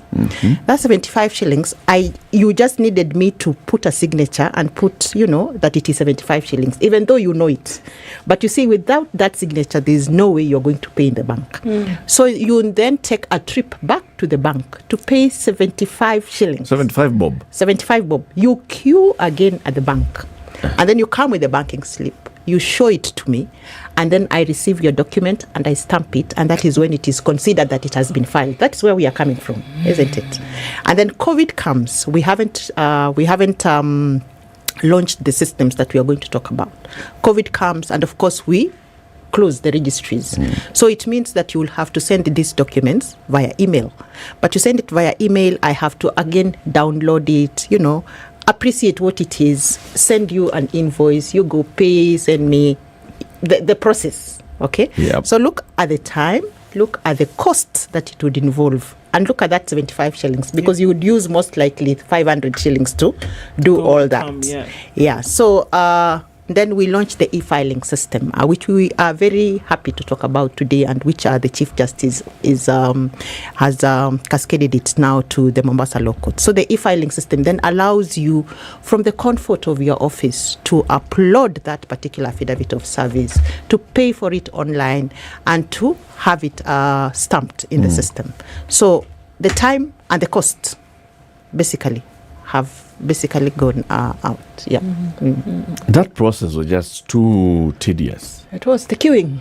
And it's for absolutely nothing that you can justify. It only seems tedious now because we have options. Now when you look back. In a time when there were no options, it wasn't really tedious. It was the only thing. It was the thing. There was nothing to compare it with. Exactly. And people were fewer. Okay? Court cases were fewer. And the mindset was that when you went to court, it was going to take time. Anyway. So that's an interesting point. So then, do you see that? I mean, just as you're going through the process and looking at then the elements of what this all means now, going towards a digitized system, do you see that as a result of streamlining this, as a result of going digital? I mean, Kenya has been said over and over to be a very litigious society.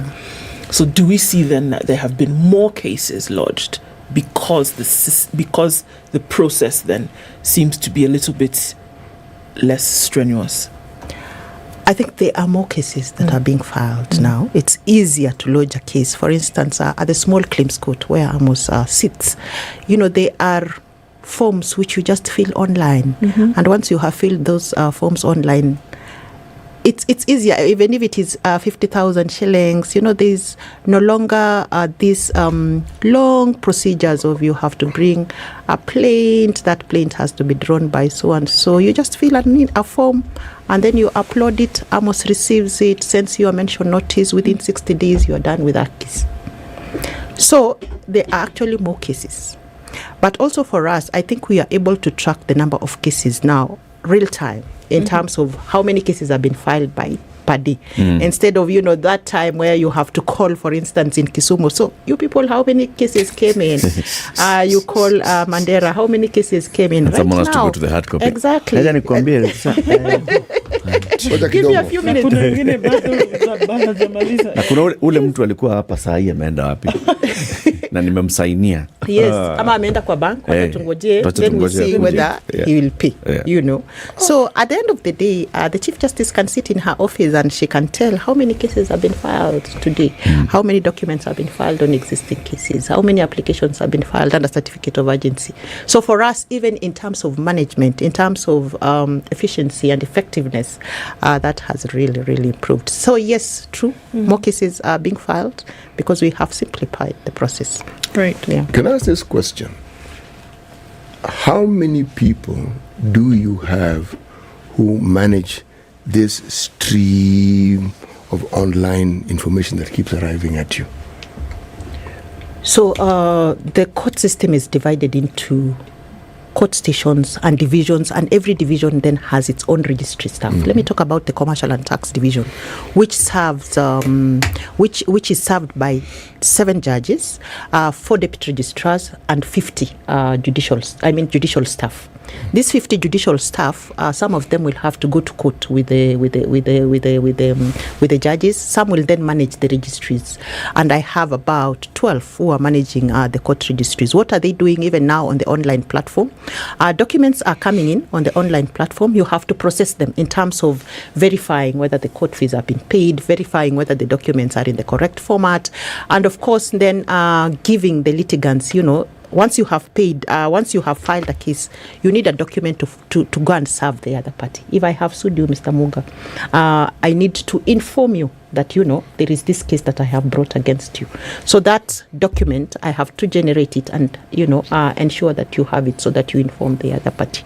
So yes, it is true that we have streamlined, we have digitized, we have automated, but there are registry staff who then manage that process. Are they adequate for the task? No, they are not. They are not. We thought that we will require less, registry staff. Because it's digital. Exactly. But it is coming to our we are alive to the fact that not every Kenyan is digitally savvy.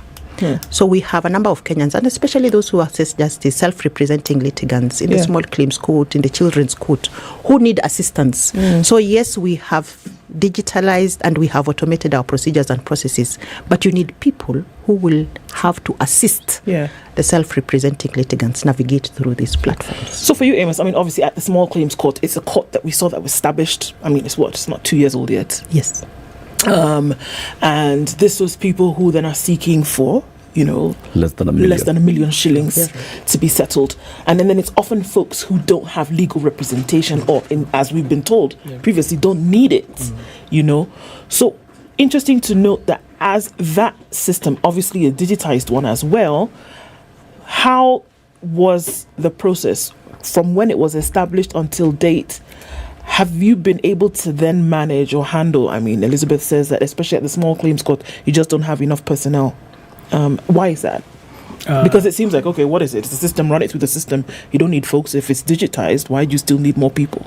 Okay, what happens is that the small claims court, we find that we have support centers whereby litigants who are not technical savvy will come to at Milimani Commercial. We assist them file documents. We advise them on the procedures of the small claims court because they are just simplified procedures. So you basically fill in a form. Then if you have any evidence that you want to produce, you just attach on the form and we file for you. One, you have to have an e-filing account whereby that what is required is an email address and a valid phone number. So after you filed your case, then you serve. After service to the respondent, you file in a certificate of service as evidence that you have served the respondent. Then a mention notice is generated. At the point of filing, after making the payment, a mention notice is generated. That is 15 days from the date of filing. So in 2 weeks' time, you're back in court for mention. Of course, the courts are virtual, so still we do support the litigants. Also, the assistance comes in because folks are not, again, digi-savvy. So that's where the assistance comes in. So that's why you need more people. Exactly. Yeah, you need people to support. For instance, if they are virtual, the way Amos has said, they are virtual court sessions. I don't have a smartphone. You've given me a link, so how do I even get in what there? What is this thing? What is this thing? So they still come to court, but there is a center now where they, sit and they are processed in terms of it's your case next. So, speak. This is what your case is all about. So you need people to support them navigate through these platforms. And also, to pick up from there, you find that the workload at the small claims is quite heavy. In a month, you are filing 1,500 cases. Up to date, we have a record of 4,500 cases filed from January. So you can imagine the workload. In just 4 months? In the 4 months. I have to ask this question. Yes. You had a system of filing physical files. Yes. Have all these files been digitized? Yes, they have. All? Yes, they have. So which means that at a click of a button, you can easily access a file, a case, and all that? Yes, in some courts, for instance, in the small claims court, yes. But there are courts, for instance, Milimani, where you have thousands of cases. So that process is ongoing. We got the support from the Ministry of ICT through the Ajira program, where they give us youth who came and helped us in terms of scanning and uploading. And we had, of course, to enhance our storage, our storage facilities so that it can, it can, like a server. Yes, so yes, it's true, So, for cases which have been scanned and uploaded, and now, the incoming and the additional documents that are being filed, at the click of a button, you can get your entire file online. Okay. But they are now proceedings. A file is made up of not only the documents that you bring, but there are also proceedings, which, if you note, we are still writing. You know, a number of judges and judicial officers, that is cadis and magistrates, are still recording. Very few judges have, you know, lifted their pen. For instance, in the Court of Appeal and, of course, the Supreme Court and some courts in the High Court are no longer writing. What is happening is that another system, again, has been lodged by the Chief Justice, and this is the court recording and transcription system.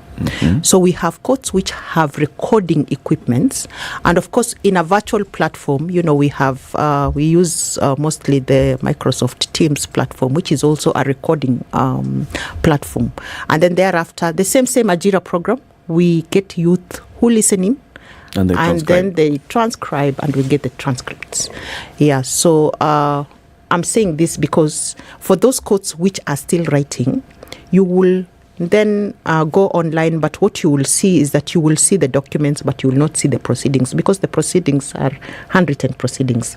What we are doing is that we are trying to have even those handwritten proceedings, you know, scanned and uploaded into the system, so that when we see that your file is online, then you have a complete file. You do not only have documents which have been filed online, but you also have the proceedings which have been taken by the judicial officers, also uploaded. You know, the advantage someone like I have, the chronological dispensation when I was born allows me to be fascinated by very many things.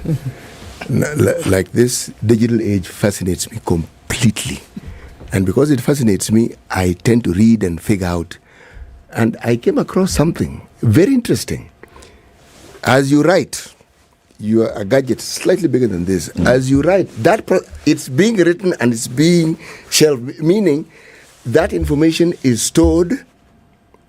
There are others where you speak, and as you speak, it actually writes down what it is that you're saying. Speech to text, yes. See? Yes. As I said, I find these things fascinating. New Jesus. Fascinating. If someone talks about a miracle, that is a miracle. I mean, I'm seeing teet, teet, teet, teet, teet, teet. Now, you know where I'm going with this. Yes. How far are we from this within our codes? Yes. Because there's the little detail. Transcription can be tricky. Especially if it's coming. So a judicial officer has to read what has been transcribed by somebody. Yes. And this somebody was basically just typing. Exactly. Not invested in this, just listening and typing. Yes. They could type, they could put in typos, they could. Yes. And for me, the bigger thing is the infiltration of insecurity.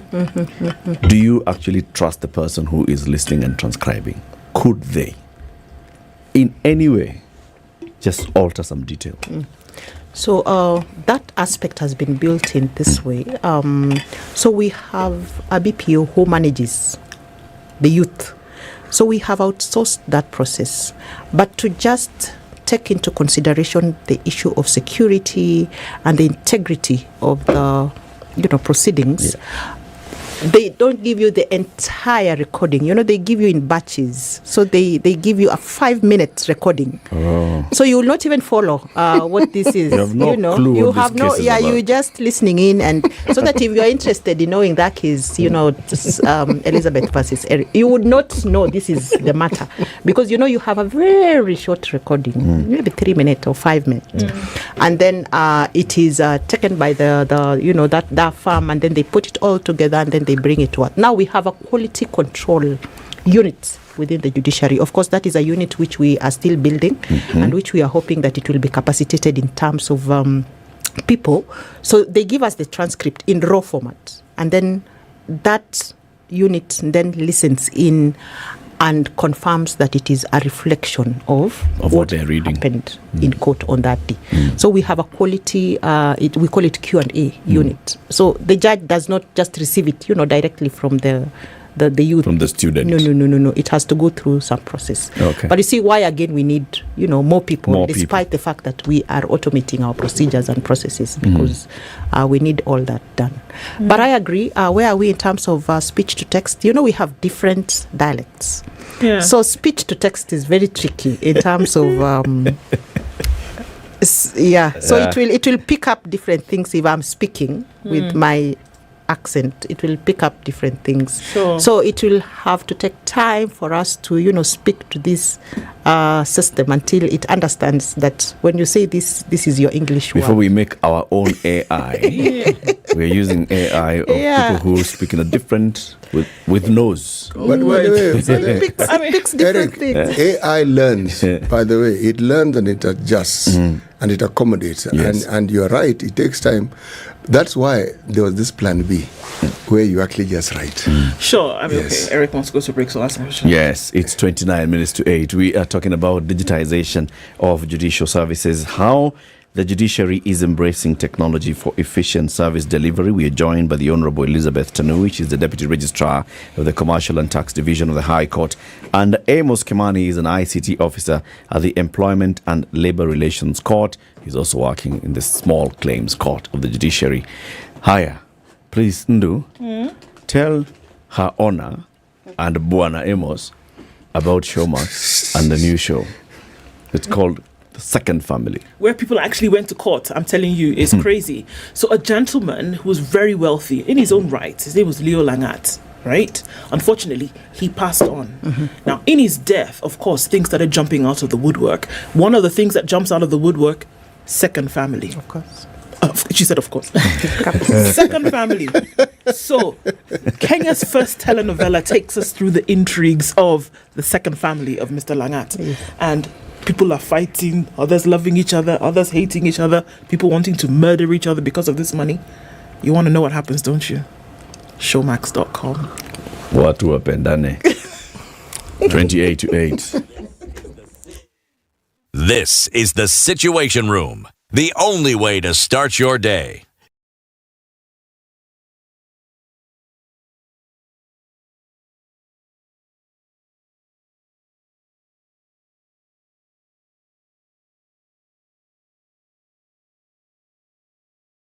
Mature, intelligent talk every morning. Spice up yourself. Partly sunny conditions, mostly cloudy in Nairobi, highs of 24 and lows of 15. It's sunny at 15 in Nakuru, highs of 26, and we'll see highs of 26 as well. In a sunny Nyeri at 16, it's 13 and sunny in Eldoret, highs of 26 and lows of 13. And mostly cloudy conditions in Mombasa at 26, and it's 26 and mostly sunny in Malindi, going to highs of 32. 29 will be the high in Kisumu today, where it is sunny at 19. Slightly cooler at 16 in Kakamega. The sun is up, however, going to highs of 30 and lows of 16. It's mostly cloudy at 21 in Kampala, highs of 27 and lows of 20. And it's raining in Dar es Salaam this morning at 25, highs of 29 and lows of 24. At 10 degrees, Johannesburg is partly cloudy, highs of 22 and lows of 9. And 26 and cloudy in Lagos to highs of 32. 32 will also be the high in a partly cloudy Kinshasa at 25. We'll see lows of 24. Mature, intelligent talk every morning. Spice up yourself.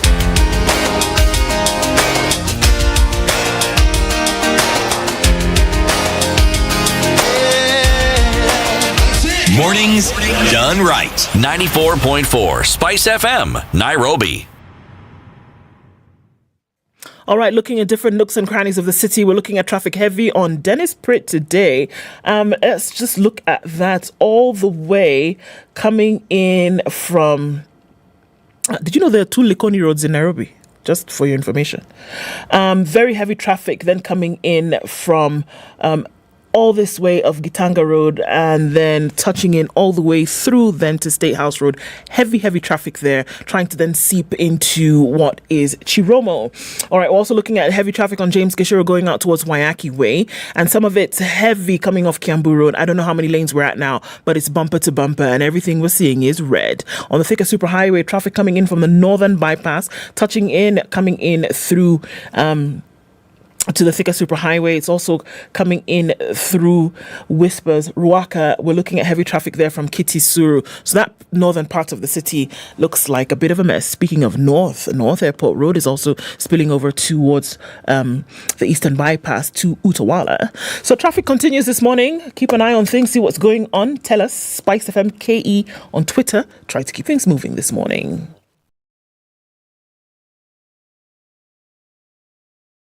Mature, intelligent talk every morning. Spice up yourself.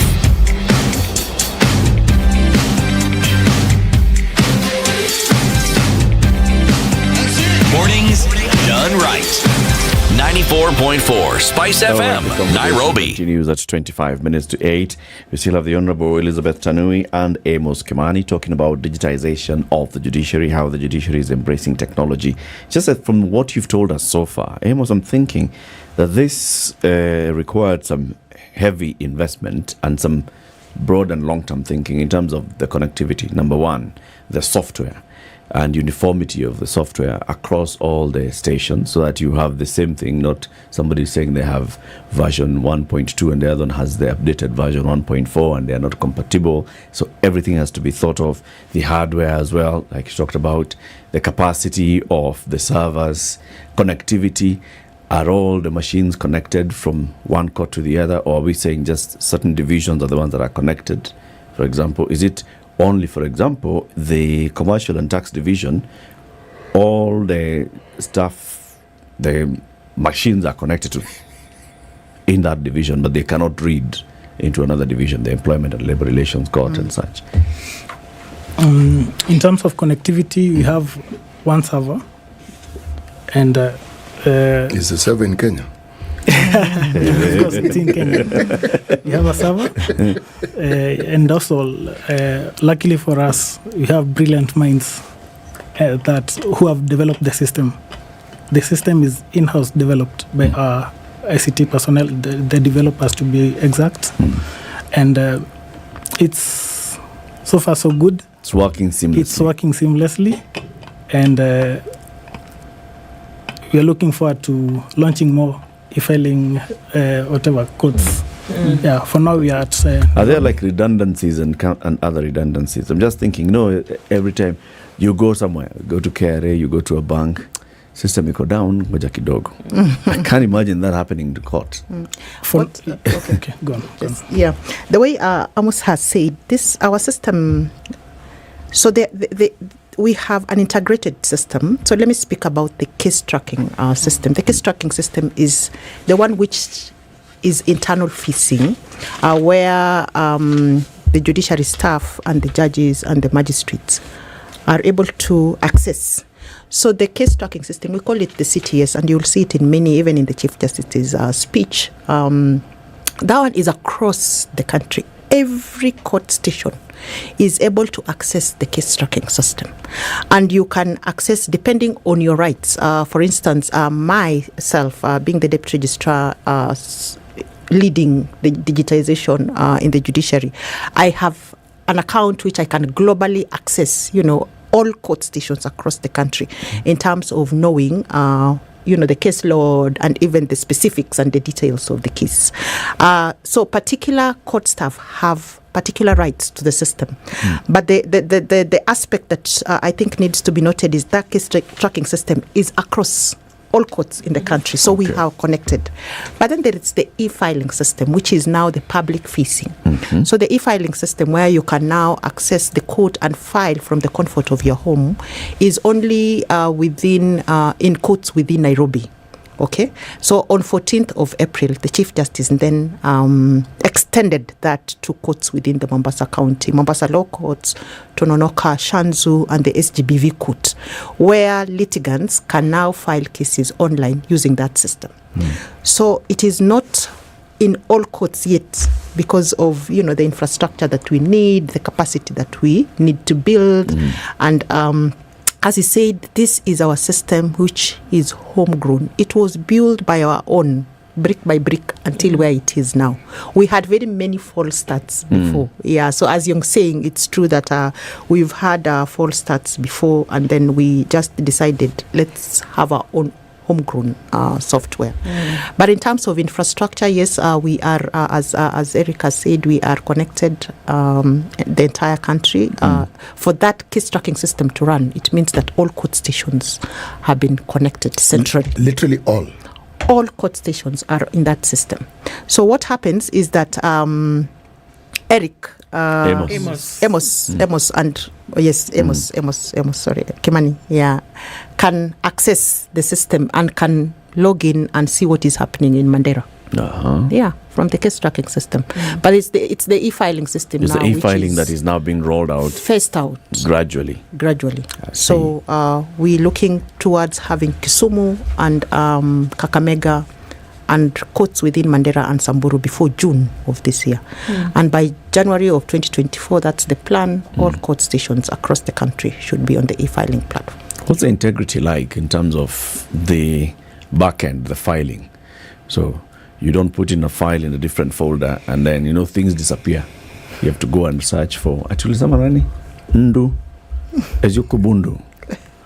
Hiyo yako iliwekwa kwa commercial court.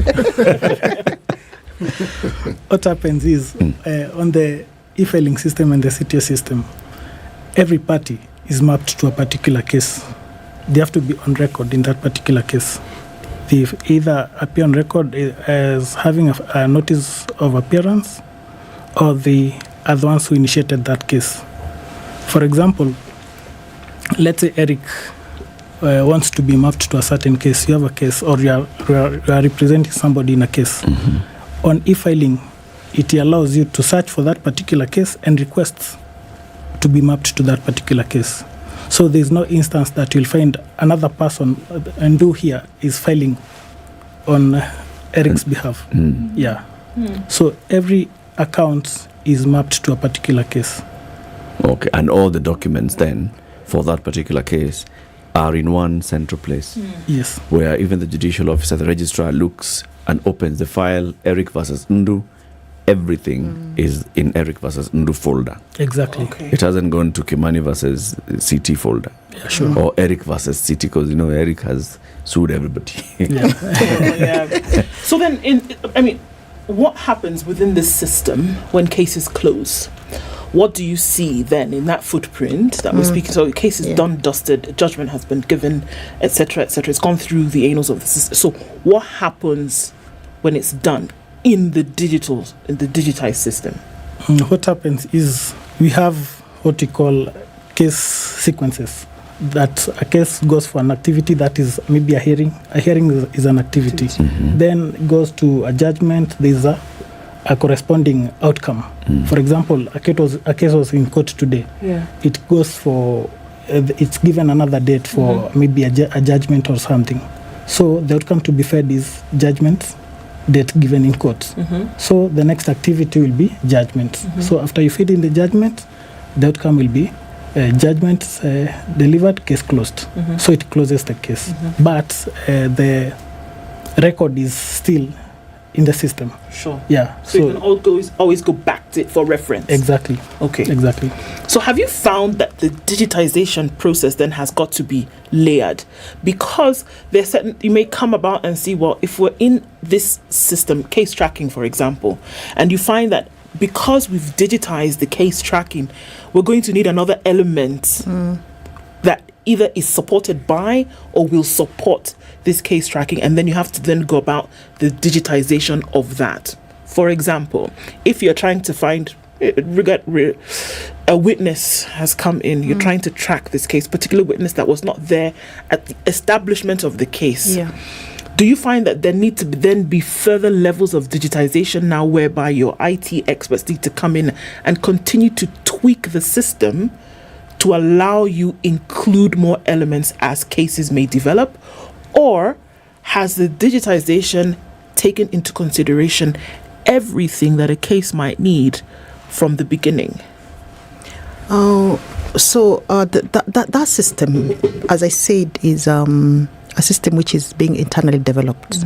Even as we are speaking now, it's not an end-to-end system in terms of the procedures and the processes. There are some processes which we are still doing manually. So it is true that we still need our developers to tweak the system to include every process and procedure in the life cycle of a case. So even as Eric says that you can still see, it's true that you can still see even the cases which have been closed, they are live in the system. But we have an act, the law regulates for how long a file should remain active in the system, even in the manual process, where we are supposed to destroy some files, after a while. Yeah. So for now, we haven't built that in the system because the system is still very new, and we need an archiving, module, which we haven't built into the system. So we still need to do that. So it is a system which is still being enhanced, being improved, and that is why we have requested the Judicial Service Commission to employ for us more developers. We have very few developers in the system and the ICT personnel. Do you have a feedback mechanism from the users? Yes, we do. What are the users saying? Once you test users, how they like it, what's the average sentiment? Is it positive? Is it negative? Are there many complaints? There is a survey that was done, and it was made public on 14th of April when the Chief Justice now was rolling it out in Mombasa. What do litigants who have used this system in the Nairobi court see? So 68% gives it a thumbs up. Give it a thumbs up. The practitioners or the users of the system. Yes. Because we've looked at, the advantages. We've seen that people have then engaged with courts more as a result of seeing that the system then was more user friendly. Yes. And that you didn't have to carry papers all over the place. But what about for people who have been in the system before it was digitized and then now seen the digitized process? How have things changed for you? I know Amos will have his take. But for me as a judicial officer, we celebrate this system. And let me tell you why we are celebrating it. When I go home, most of our work is done at night. Most of our work is done after, because we are listening to you during the day. But you see, I have to retire and make a decision. So before the systems were deployed, I would have to carry files, home for purposes of reading and making a decision. But right now, I can get up at 4 a.m., log into the system, and I get, the entire file and work on it. And even publish whatever directions that I have to publish. I don't have to carry files. I don't have to, make handwritten decision, bring it to the secretary for purposes of that secretary, typing it and ensuring that it is sent to parties. I publish it into the system so that people wake up to orders in the morning. By 8 o'clock, if you had filed an application under certificate of urgency, for instance, yesterday, most judges deal with those applications at night. You wake up to an order in the morning and it's been published, so you see it. So for us, it has changed our landscape altogether, and we are celebrating the system, especially, the fact that we had to carry files. If you have to go for a seminar in Naivasha, your car would have files at the booth. But now, I just need my laptop. So you need a smaller car. So for us, it's to pick on from where Madam Tanvi has left it. For example, Eric, you filed a certificate of urgency. Madam Tanvi is able to do the orders right away, and you are able to access the orders from your end. That is on the e-filing system. So you can imagine, initially, you would have to go to the courts to get your order. And also, there are those other challenges around there. So it's a beautiful thing. It's improved things. Yes. I was asking about the feedback from the users because, of course, a majority of the users I expect to be advocates. Advocates just the other day went into the streets of Nairobi complaining about digitization on the land's records. Okay? Because they were saying this thing, it had been worked on for long, it was rolled out, the Artisasa system, and they're saying it's just not working, it's not moving. And I haven't heard the same being said about this judicial system. And that's what I was asking. So what is their feedback? What do they say? That it's easy to use? Are there areas where they've said, please include this, and then you act very fast? What's the difference between what you're doing and what Ministry of Lands has done? What we did, the e-filing system was rolled out on 1st of July 2020. And I want to be honest, it was turbulent at first.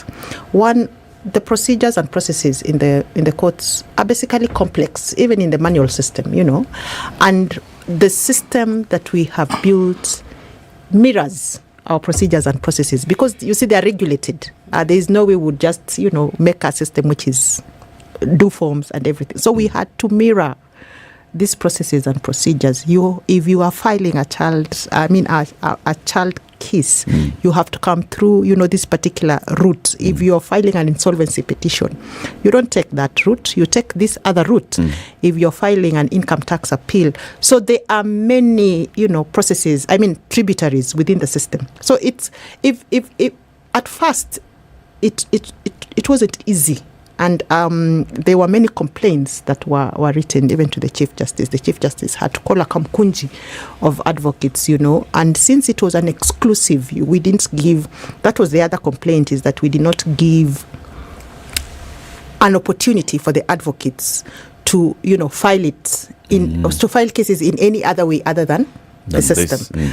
But it was also a strategy, because when you give us an opportunity to still do things the way we were doing, nobody would want to take another route. So it was an exclusive system. So we also had complaints. We had the Chief Justice have to address, and we had to go back even as the technical team, which I work closely with, and just tweak this and that with their support. So we are saying this system is where it is today also because they have given us feedback, and which we have used to improve and to enhance the system. It is not the way it was on 1st of July. We have used what they have said, and we have tweaked the system to suit, but of course according to what so you've embraced collaboration. Exactly. With all the users. Yes, and especially for the small claims, before even that system, which is specific for that court, that the system had to be built in collaboration with some advocates, because I remember that they were taken, I think, for a two-week retreat, and they gave their feedback in terms of this is what we want to see in the system. Yeah. Integrity. Now, you had a registry, and always the issue of integrity goes to the registry, whether it's a lands office, whether it's NSSF, wherever, it's just the registry. Even in the courts before, the issues of integrity at the registry, file patikani, file imepotea, file this and the other. How does this system address those challenges and those perennial issues? Yeah. So I can speak about 4 ways. My brother Amos can add to what I'm going to say. The registry has completely changed in terms of how they manage the court cases. So one, the perennial issue of file missing is no longer there, so if a file cannot be traced, because we still have folders, we still have physical files. Yes, we have the online files, but since we are still, taking longhand proceedings, we still open a folder for purposes of holding those proceedings, for purposes of holding anything that we have done manually. So if for one issue or the other, this file cannot be traced, I just need to go back to the system, download it. The only issue would be the proceedings, which had been taken. So we have reduced that significantly in terms of, we are not saying that it's no longer there. It's there in terms of the proceedings, but it has been reduced significantly. So that is one, loss of files. Two, the cause list. Like every day we have a list of matters which are being handled by a court. Yes. Before this process, you would have, you would know that my case is coming up next week on 24th. So you're really waiting and preparing. On the 24th, your matter is not in the list, So for one reason or another, it could not be intentional, but some would be intentional. I have intentionally removed your matter from the list. So there is no way it will be heard. But now with this system, which automatically generates a cause list, we no longer have manual doing of cause lists. The cause list is generated automatically. So that has been taken away completely from the registry. I can no longer, tamper with the list. If I see that a matter is not in the list, I just need to know who is it that, ensured that it's not in the list, either by not having it input into the system. The other one is the issue of fines and fees and payments, which was a registry process also. We are seeing now that is an online payment. Before, we used to have a lot of leakages in terms of revenue, where I collude, you're supposed to pay 70,000, but I assess this for you at 30. We divide the rest, you know. And since it's a manual system, you know, it will take like a year for reconciliations to be done because there are so many files across. But for now, it is, you know, online payment platform, and the assessment is also done by the system. You no longer come for me to tell you it's 75 or it is 1,000. The system auto assesses, generates for you an invoice, and you pay it online. So that is how it has revolutionized that registry process. The question that always arises when it comes to these digital matters, this is to you, Amos. How do we know it's tamper-proof? How can you assure someone like myself? Or Kamago. No, see, the man is in the country. City Kamago. Yes.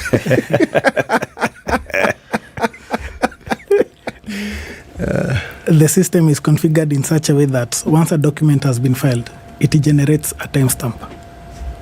So there's no way that you'll say, like for example, those time-bound cases.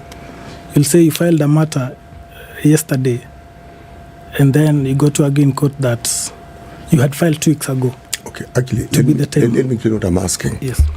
The system may be created so that it is considered to be tamper-proof.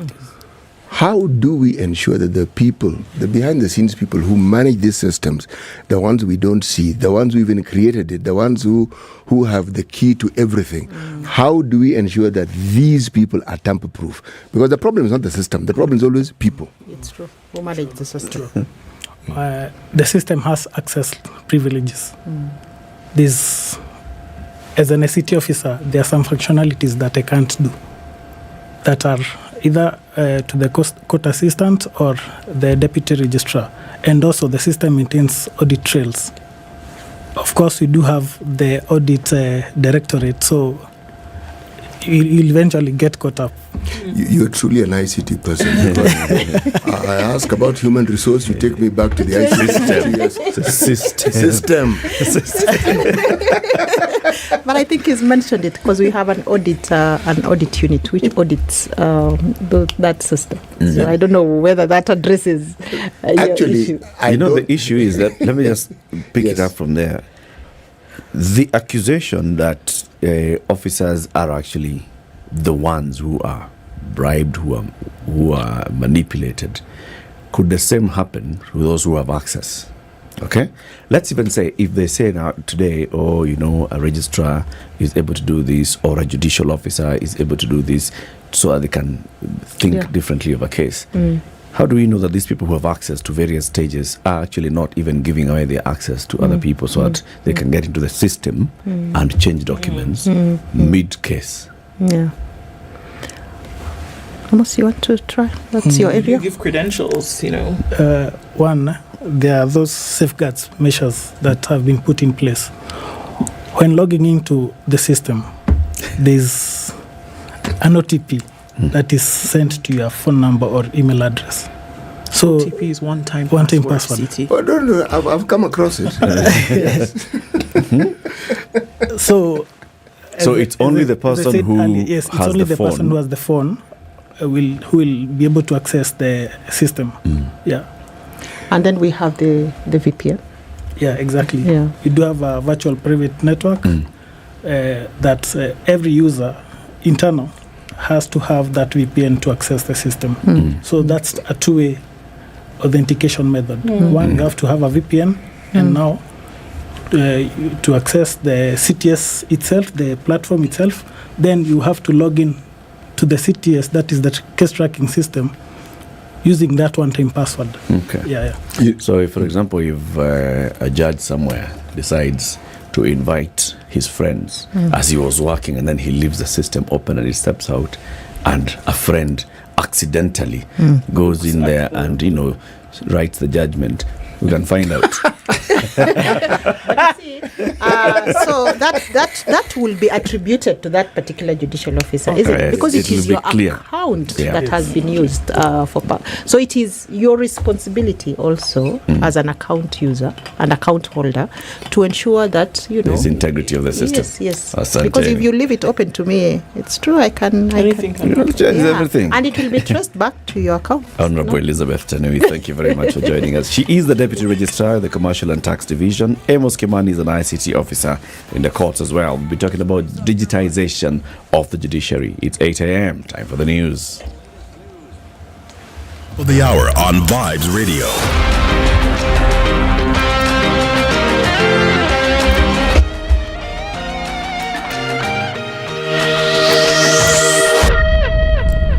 Good morning, this is News. I'm Dennis Aseto. Deputy President Rigathi Gachagua says the cost of unga will continue to drop since the economy has started showing signs of recovery. Speaking during a meeting with deputy governors, he said most supermarkets are selling maize flour at a price range of 155 shillings to 159 shillings.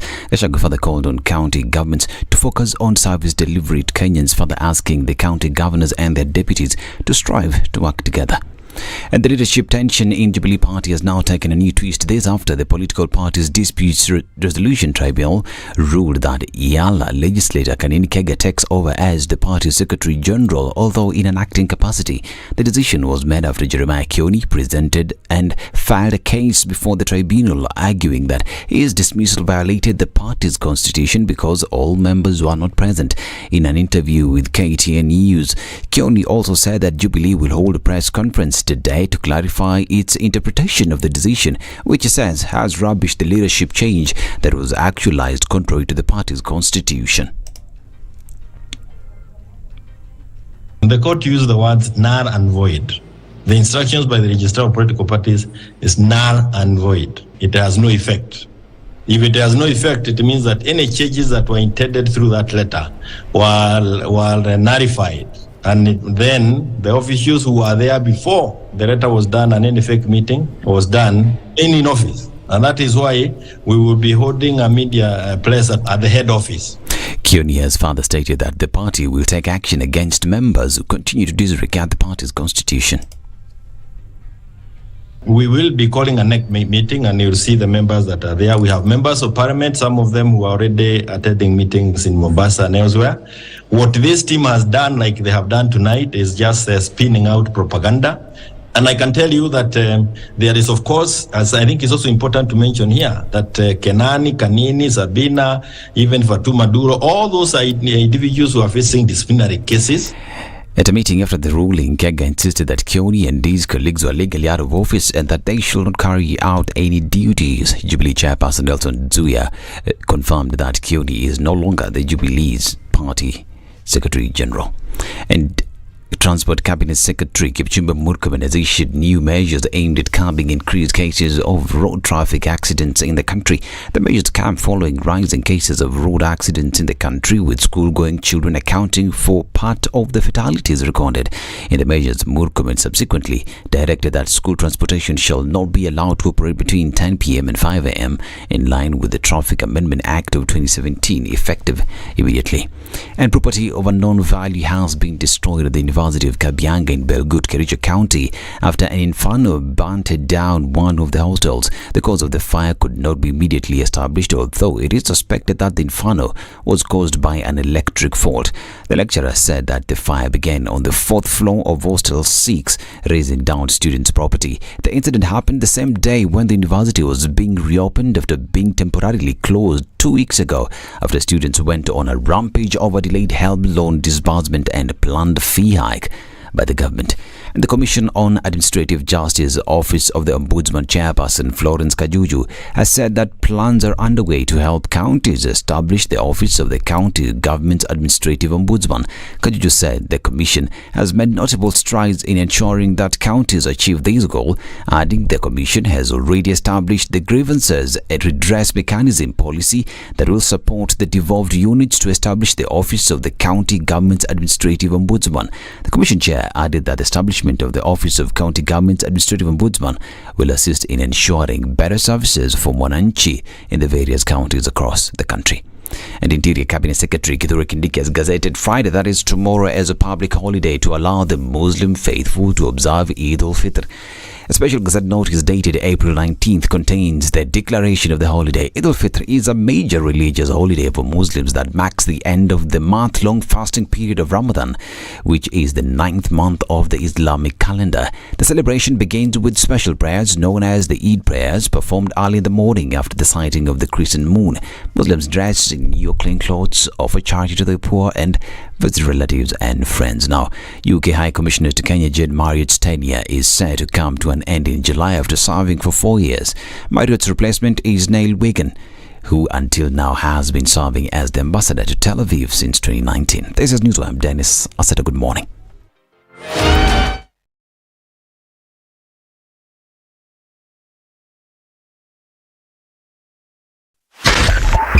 .5 Spice FM, Kisumu. There's traffic on the Thika Superhighway this morning, and there's also some of it coming off of Kiambu Road, looking at Limuru Road, and all of this stuff coming in from Muthaiga, etc., etc. Coming out of Westlands as well on Waiyaki Way. Let's look at Mombasa Road, then heading out towards North Airport Road onto Outer Ring, going towards Utawala. Traffic then continues. It's not so bad, it's manageable, but just for you to know, there'll be a bit of a slowdown there because of that. On Gong Road, it's looking to build up as well. We're also looking at traffic on Langata Road this morning, getting out towards the Nyayo Stadium roundabout, and then on to Huru Highway, where there's traffic getting into the city, and then out towards Westlands. So it continues. It's not too destabilizing this morning. It's your normal Thursday morning traffic. Hopefully we can keep it at a dull roar. What's going on where you are this morning? Talk to us on Spice FM KE on Twitter. Let's keep things moving this morning.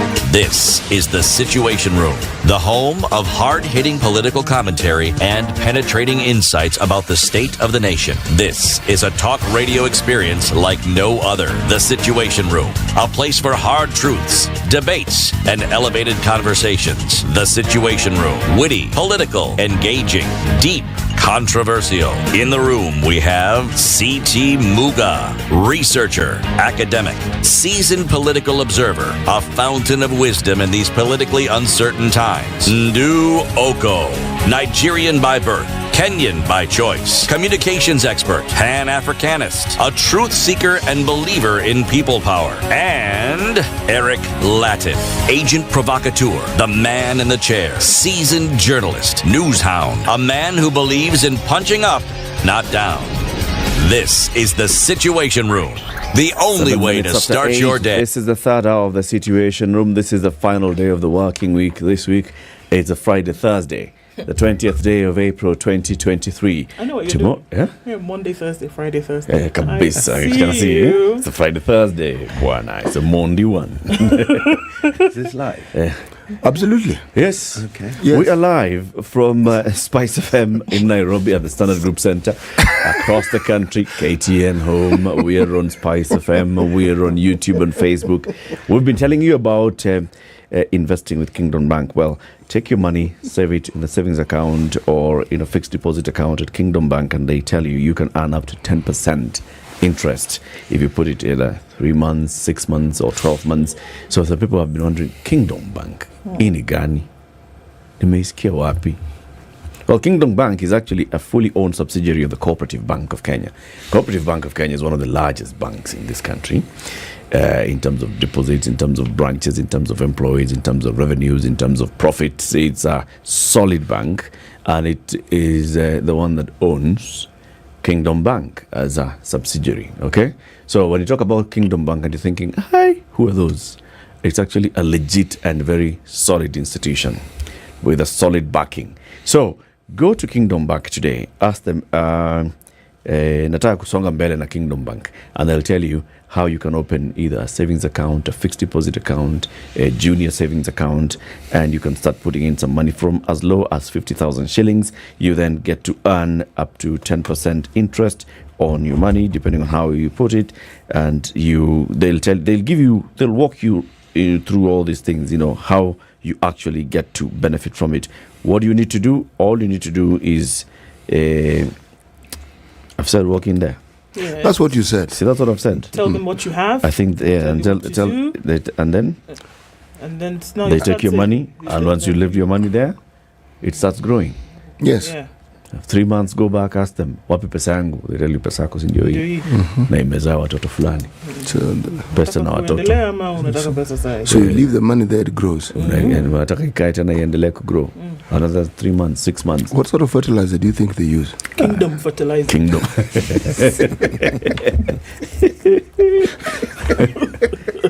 Pesa ina grow too heavy. Anyway, we switch our conversation now to rallying and motorsport in this country. Motorsport is actually, there are people who will tell you the development of motorsport in the country over very many years. Now we are back to the WRC Safari Rally.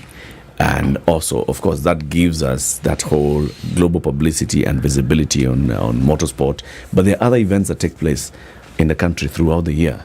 And we're now joined by the chair of the WRC Safari Rally Organizing Committee, Carl Flash Tundo. Anybody who has followed motorsport and rallying in this country must have heard that name. If not Carl, then Tundo. If not Carl Tundo, then Flash Tundo. If not Carl Flash Tundo, he's here in person. Good morning. Good morning, everyone. Thank you. Welcome to Kenya's biggest conversation. That's a hot seat of the Situation Room. I'm feeling a bit nervous sitting in the hot seat. Really? No, not at all. We have roll cages. Don't worry. I mean, it's all made for out your of my safety. comfort zone, but let's give it a go. Complete safety, all right? Just tighten your seatbelt. It's a bucket seat. It's not a bucket seat, so just make sure you don't roll. All right. Here you roll, you find yourself out. Thank you. For the vehicle. To welcome you, CT Muga has the day's proverb. Yes, our proverbs for the whole of this week have been from the country of Burkina Faso, the country of upright and honest men. Country of upright and honest men. Mm-hmm. Uh-huh. Mm-hmm. I mean, you will ask why, but as I mentioned earlier on, the name Burkina is from the community, the Mosi community, and it means upright. Uh-huh. Faso is from the Duola language, and it means fatherland, as in where one comes from, heritage. So I decided to paraphrase that and call it the country of upright and honest men. He who speaks does not know that the listener is smart. He who speaks does not know that the listener is smart. Carl, that is a Burkinabe proverb. What do you make of it? What's your interpretation of it? Yeah, you've lost me. It's too early in the morning, but I quite like the proverb, that the saying that the listener is smart. It's a good it's a good breakdown of a lot of people that like speaking.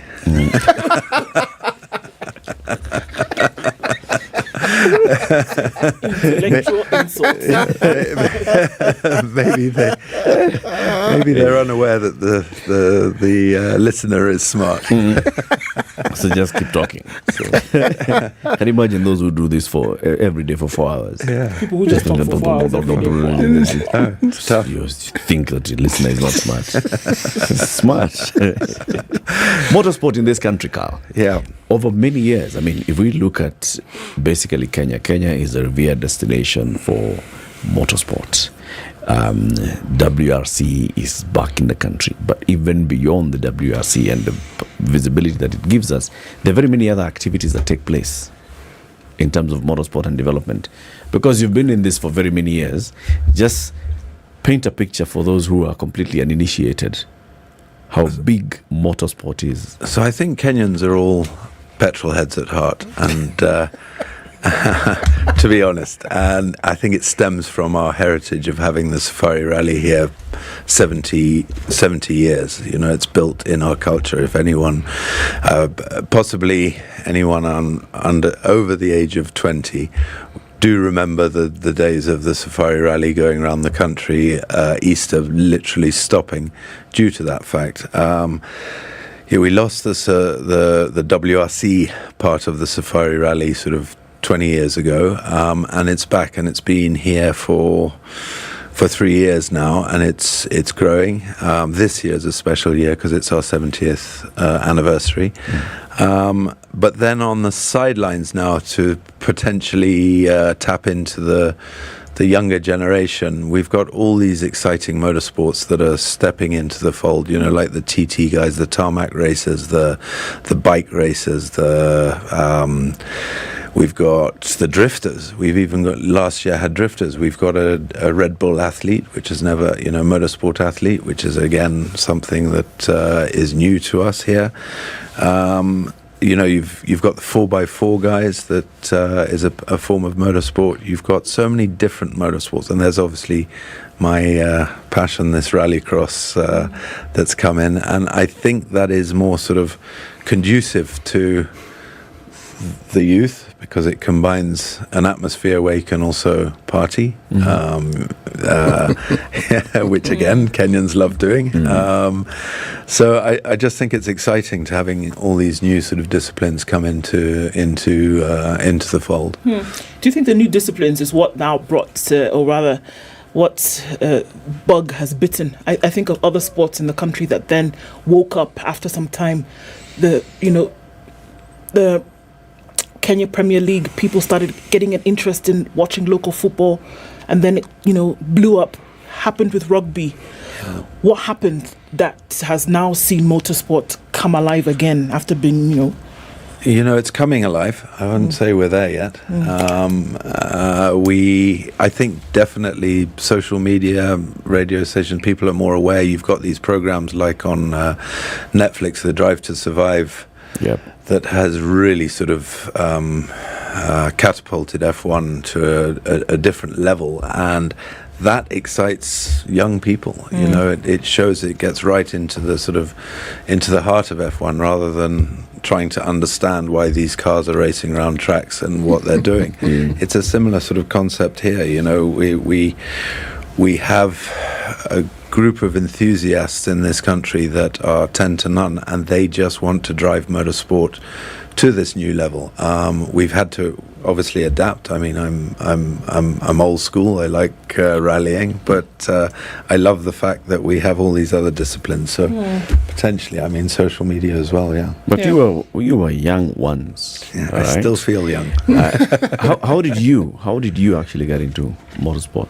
I was very privileged. I had a father that was a fanatic in Safari Rally. He did it numerous times, and I was fortunate enough to be born under him, who promoted my motorsport career. But it was tough, and motorsport's a difficult one because you have to. It's an expensive sport, but you have to prove yourself before you can bring in the sponsorship. So you need that backing behind you somehow. Over the years, though, you've seen many young people who look up to you, and maybe they approach you, maybe they come to you and they start behaving like Carl Flash Tundo. They want to be the future Carl Flash Tundo. What is it that makes young people move from just that petrolhead inside them to actualizing it? Well, hopefully with sort of these new forms of disciplines and forms in motorsport, it creates a cheaper avenue to get involved and to get noticed, because it's more conducive to sponsorship in regard to exposure. You can get noticed on a small budget because you're circuit racing, and we'll go through I don't know if anyone knows about Rallycross. We'll run through Rallycross later, but the idea is to try and create a cheaper form of motorsport where the youth can get involved, and as I say, I'm passionate about it, and I do try and assist people in direction, but it's very difficult financially. So then, if we're getting more people involved in it, obviously popularity then catches on when people know more. So maybe it's a good time to go into it now. So then what's it to know? Maybe people won't catch on to it because they're unaware of what it's all about. So, what are these other forms that could be more affordable for younger people to get into that would then increase the popularity of the sport? So there's always been karting in this country, which is a sort of a stepping stone to, you'd say, tarmac circuit racing and rallying. I suppose a lot of us have done that. There's motorbikes. There's a good enduro sort of discipline that competition that runs around where. I mean, the last one I went to see, there were like 70 kids all sort of charging around the country, racing each other. And kids, when I'm talking kids, you're talking sort of below 10 years old. So there's those things that sort of enthuse kids to move and take it to the next level. Then there's autocross, which again is a circuit style race time trial. But honestly, I think something that has really driven our motorsport are the tarmac time trials. The guys, these clubs that have set up all over, as well as bikes that have set up all over the country. That is racing cars in a sort of a secure area environment against each other, being timed against each other, and there I mean, safety is key, but there you can actually come in your own car. So it's not a case of having to develop and buy a specific vehicle for racing. In my opinion, that has driven the sport in this country. You say it's an expensive sport. Okay. Now, when one looks at rally cars, the thing that gets your attention. Now, I'm going back to my youth. Now, that was a really long time ago, okay? The sound of the engine. The engines roar. There's no purring about it. Eh? What is it that is done to a vehicle to get it to be a rally car? That's question number one. There's A, B, and C. Question 1B. When you talk about a rally car, is it standard? You know, when I look at rallies across the world or or are there categories? And what is it that you need? Let's start with the basics. What do you do to a car to ensure that it's fit for rallying? Just one. So the main area is the safety. It's the roll cage, it's the seats, it's the equipment you use, it's the helmets that you have to use to get involved. And that's not cheap.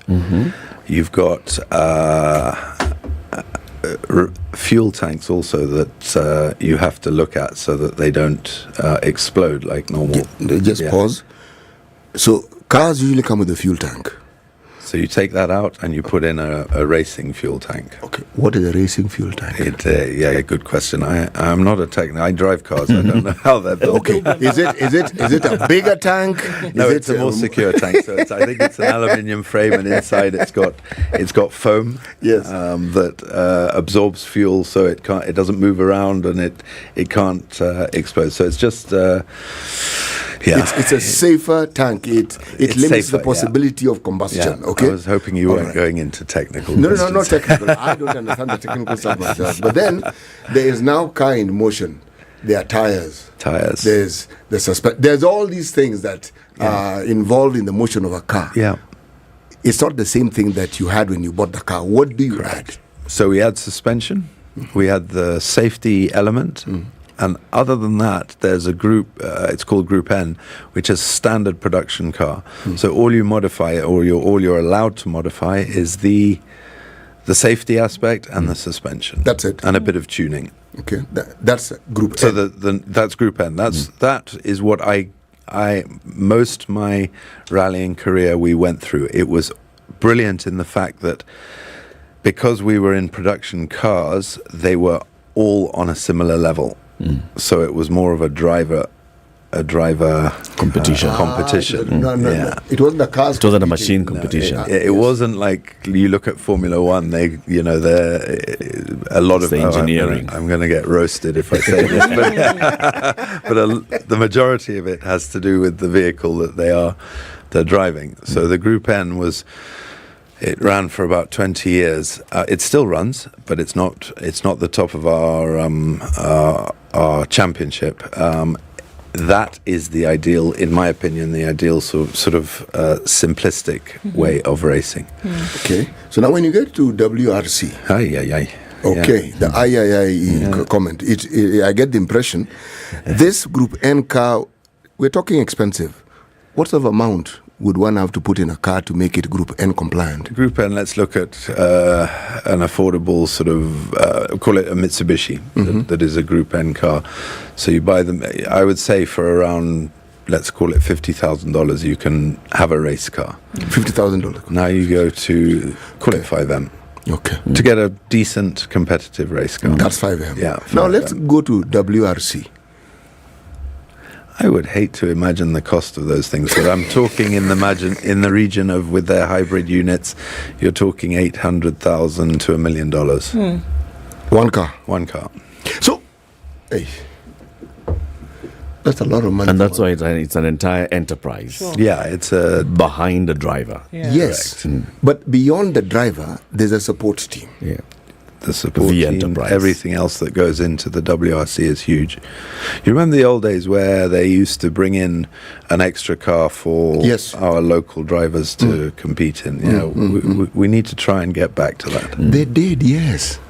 They used to use. That's why we know the Shekametas, we know the Jaginder Singhs, because it was the manufacturers that came in with their drivers from Europe, their professional drivers, and they would have one car, a third car that was for a local driver because of our conditions and because of the knowledge that they had in this country of So racing. our guy would be like the guide. He's the guy, but he used to, you know, on occasion win. Ended up with Shekameta winning. Not on occasion, often. He won fairly often. Patrick Njiru, Yes. Ian Duncan. Ian Duncan won the last Safari Rally, right? Yeah, so you have the capacity. This day and age, it's a bit different because obviously, well, I actually don't know why it's different, but these hybrid cars are so technical, and the thought of bringing an amateur driver, let's call us local drivers amateur drivers, into a professional outfit, it's like taking someone and putting them in a Formula One car. So Sure. I'm not saying I couldn't drive it though. Yeah. I mean, I know we're going to talk about the events. We're going to talk about the events, some of the events coming up and things like that. But The Rallycross particularly, yeah. Looking at it as a sport, you know, and just look at everything that goes on. And a very simple question that could be layered is, what does motocross do for sport in Kenya? Rallying. Or you mean motorsports? Motorsports. What does it do for the general sports umbrella in the country? And what would it then contribute to its coming alive, as you say, it's still being in the process? It's in the process. So what does it contribute to? I think having the WRC here is just unimaginable with how much exposure we as a country get out there. It's been here 3 years, and it is the most watched WRC event on the calendar around the globe. I don't know what the figures are, but it's near on sort of 900 million people watched this event. And you know, for me, that as a sort of to create a motorsport tourist destination, WRC is having that circus come and sort of perform here. We may not feel the benefits, but I think globally we are on the map. It's like having superstars like Kipchoge running around the world, all our athletes. It's a similar sort of concept, but it's an event. So on the back of that, we need to now try and, with that exposure, grow motorsport generically lower down the chain, the food chain, to get to the point where everyone in this country wants to compete in the WRC or in our local motorsport. And that means stepping back, seeing how we can develop, how we can train, how we can get kids involved to a level where they can compete. And how can we? Just those things. How can it takes time. You know, it's a simple case, and it's something we're trying to work on. I mean, I've only been in this position in the last sort of 3 months. We are concentrating on the event because we only have 2 months to go to get it right. But I'm hoping in the future we can grow programs like the French have. We have a program called the Young Star program, but it exposes our kids to races around the world, but I feel we need to take even a step back. I mean, to a situation where we are allowing kids to, and these are sort of grassroots kids, to come and experience those the smaller vehicles and build up to the idea that we can promote them into a bigger, higher field. I mean, that's basically how we'll grow this. Right. So talent developing across from a village level. Just take an enthusiast from a village level going to a local primary school who seems really to have some keen interest in rallying. Let them try. Let's try and get to the point. Yeah. But that would involve a lot, right? It's huge. It's a long-term strategy. I'm not naive that it'll take time, but it can be done.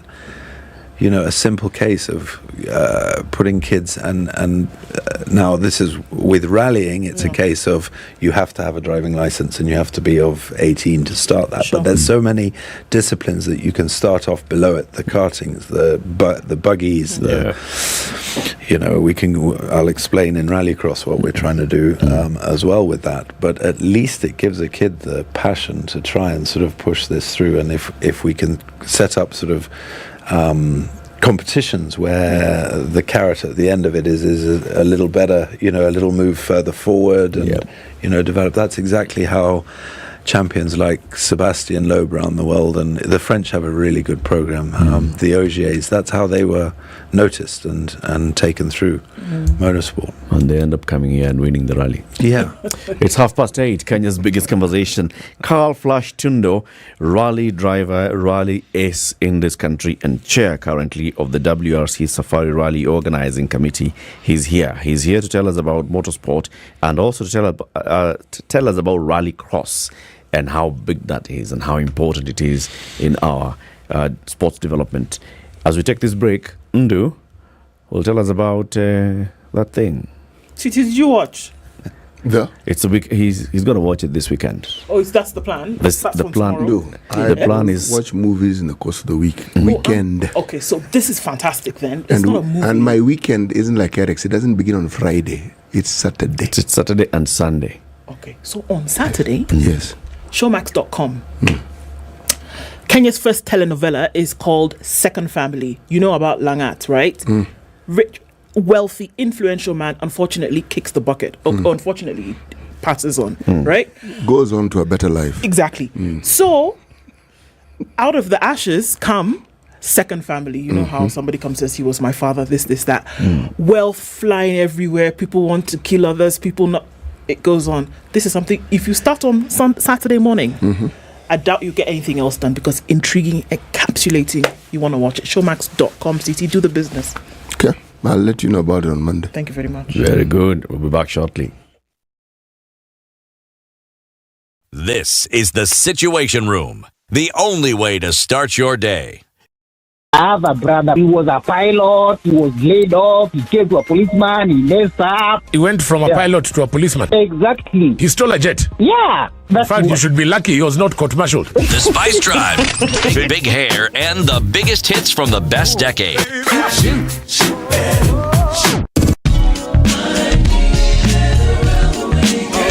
Indeed, it's all about hashtag Spice Drive, hashtag Quatch, KWACH, 3 to 7 in the PM. The Spice Drive, only on 94.4 Spice FM, Nairobi. Damn. Partly cloudy conditions in Nairobi this morning at 16, highs of 24, and we'll see highs of 26 in a sunny Nakuru at 16.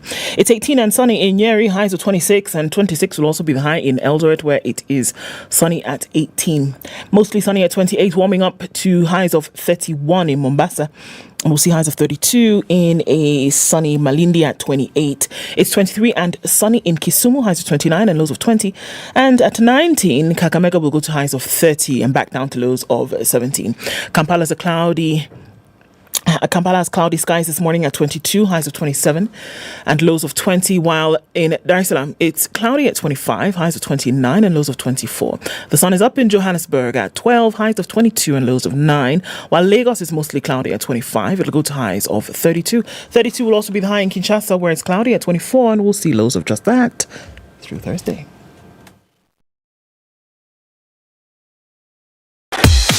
Welcome to Spice FM, the best exclusive radio station bringing you the best mix of the best music ever.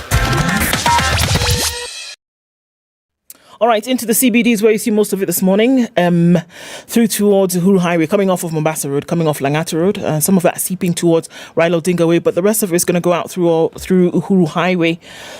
And then into the CBD, maybe a little bit out towards Westlands. We're seeing James Gishuru packed up early. Waiaki Way then gets busy as a result of that. The Thika Superhighway was clogged earlier, but just at the drift is where we're seeing most of the traffic. And then just like magic, boom, Kiambu Road is free and you're okay. Coming off the northern bypass into Ruaka, a little bit of traffic here and there, and then coming past to Rivers, Kitisuru, United Nations Avenue. Those guys are still doing the thing at a few minutes after 8:30. See what happens through the morning. Spice FMKE on Twitter. Tell us what's going on where you are. But traffic doesn't seem to be too bad of a thing to contend with this morning. So yay. Talk to us and let's keep things moving.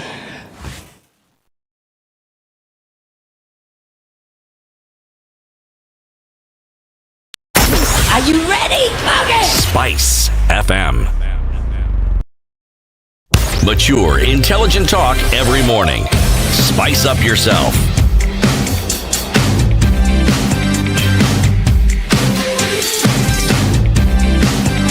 Mornings done right. 94.4. Carl do you have Carl Flashtundo? Do you have any state award recognition? Like OGW? No. Huh? No. Wait a minute. Nothing. Nothing. We're okay with that. No, we are not. No, we are not okay with that. No, we are definitely not okay with it. People who have definitely basically helped to develop and sustain a discipline in sport for as long as you and others in the industry did need recognition. It's not for you to say. No, it's for us to say, because we get alarmed when we hear the list. Okay, when we read of the list that has been created, and some of the people wondering, first of all, who is this person? and why are they being given this competition? They've got the golden heart. Yeah, and you're thinking, but anyway, there it is. So we'll call you from this day on Carl Tundo OGW. Yes. Okay. The OG. Tell us about Rallycross. So Rallycross is a relatively new format of motorsport. It combines rally cars and circuit racing. So it's partly dirt and partly tarmac. I call it sort of F1 on steroids, because there's contact occasionally. It's cars on a track racing round side by side. The ultimate aim is to get the win at the end of the weekend. So we've added our main focus is trying to be inclusive with everyone. So we have a team event, which is how we run the weekend, where we have a lady, we have a junior, we have I'm not going to say veteran, let's say legend, and we have a champion. In the same team? In the same team. And everyone What's the difference between a legend and a champion? Legend is above 50. Okay. I'm almost there. You're heading there. I'm heading there. Yeah. So champion, legend, one woman, one youthful person, one junior. Yeah. And they all race against each other to score points for the team. So it's a team event. So at the end of it, the team wins. It's not an individual. You get prizes for the fastest laps or the best junior, but the ultimate aim is for the overall team event. We felt that was quite a good way of the team camaraderie. Motorsport's not often about team, apart from you and your navigator. So we're trying to create that idea this year. So we've done 2 events last year, and they were really successful and exciting. And it's always been at Machakos, near Machakos People's Park, because they have a bit of infrastructure there that we can use. There's a Joker lap, which creates an added element where it's a longer leg of a lap which you have to take once, so that sort of adds excitement to it. It's just actually, and a bit of strategy. And this year we're going to try and add in what we call the RX Cubs, which is kids under the age of 13 racing against each other. The first one, this first event that we have, we're going to do it like a more of an exhibition style, just to show that kids can get involved and race them side by side around the track. But ultimately, and then on the back of that, because it's a 2-day event, you've got sort of an entertainment village where you've got vendors, food, drinks. You can watch the screens, the action while we live stream it, so that families can come and enjoy themselves. We'll have DJs, music. So it's kind of trying to be, bring everyone to the table. So, for example, if I'm a father who's a petrol head and wants to go and see this, there's also the excuse to bring your family, because there's bouncy castles and then also like for that. Younger children, because obviously there's the appeal for younger kids to get involved in all of this. So for somebody who may be, totally new to this, would be in, kids love cars kind of thing. Yeah. So here's an opportunity for you to come and enjoy this and maybe learn something and want to get involved. Exactly. Pressure their fathers into getting them into it. Behind it. Explain to me how this works, because you said vehicles are actually running side by side. There's a bit of contact and collision and all those things happening. So it's not like what we see at the Safari Rally in Kasarani, the spectator stage in Kasarani. It's not like that, because those are running 2 cars running each on its track. Correct. These ones are all in the same. They're set up on the grid like Formula One. Where the flag goes down and then the into the first corner. Into the first corner, exactly. That's usually the most dangerous corner. Yes. It's going into the first corner, then coming out of Joker lap. Once you've done your longer lap, where you slot into the field. It is really exciting, and I competed in the first 2 events, and the adrenaline is on a different level to what I'm used to in normal rallying, so to speak. Because you have the added element of trying, being right next door to your competitor. Occasionally looking out the window and he's 2 inches away from the side. Anything could happen. This person could just become silly. Yeah. But amazingly enough, everyone is there to protect their car. Yes. So where you feel that there could be contact, people are quite cautious, competitors are quite cautious, and after all, we are gentlemen and women, gentlemanly. So you try and you know who has the advantage into the corner and when to back off. But there's minor dents and bumps. That's let's call that. And people are coming with their own cars. Yeah, they come. What do they need to do to modify this car to get onto the track? So what we've tried to do, because things have changed a bit in rallying, but there are loads of motorsports people that have vehicles that I was talking about, the Group N cars that where their homologation ran out so that they could not compete in rallies in these old cars. So what we're trying to say is bring those out. So a lot of people that come now have these old cars that they bring forward. We just to prove that we could get a car to compete in the 2-wheel drive, I kid you not, we went out and bought a taxi. We put a cage in it, put some safety, the chairs in it. We put the safety, and that is what we used to compete in the 2-wheel drive. It was the taxi that I used around Nairobi. It's an old Sprinter. It's manual. It probably cost half an M to prepare the whole thing with all the safety standards. So we're just trying to.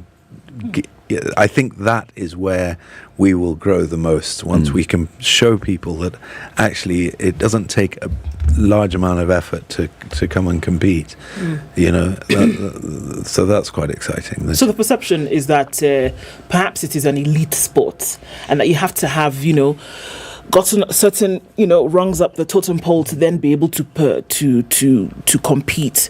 So this could be destabilizing that thought that it is only for a certain section of society that can compete.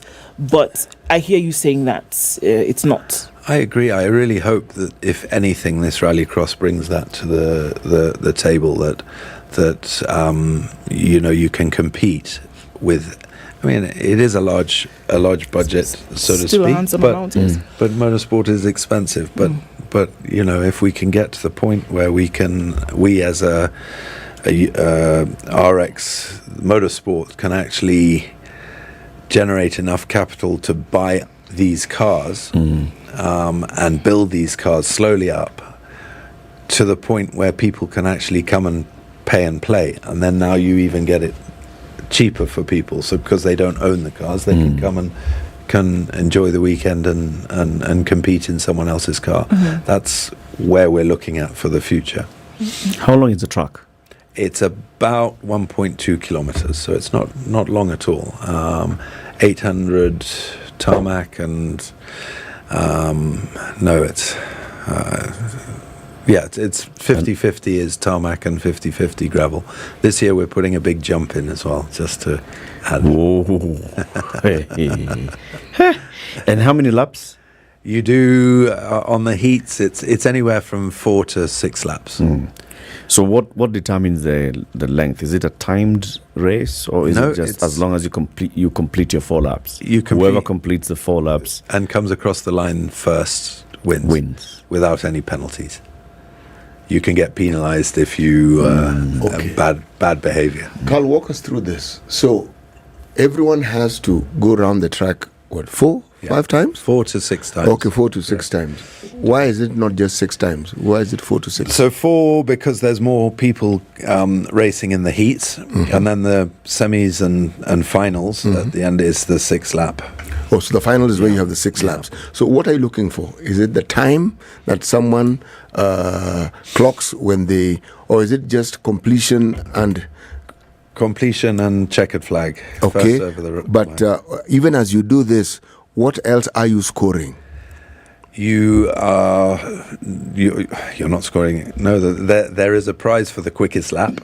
Quickest lap, okay. But that's over the whole weekend. But it's literally a recognition to show who did the quickest lap. But ultimately, it is getting the prize at the end for the team. So me as a champion, say for example, I will go into my heat. If I come third, I get 2 points. The ladies, he's the legend. She's the lady. So I'm the junior. You're the junior. Okay. So we all and you got to keep your car in one piece. So you race throughout the weekend. So the ladies go on to the races. We also have ladies competing in the veteran. Sorry, let's call them legend category. We've got them. We had them competing in the championship. So do you know what I mean? It's a mix of everyone in motorsport. You know, the idea in my mind is an excellent one. Is it possible to encourage people to use their own cars with the safety? Because the safety element is key to this, from what I gather.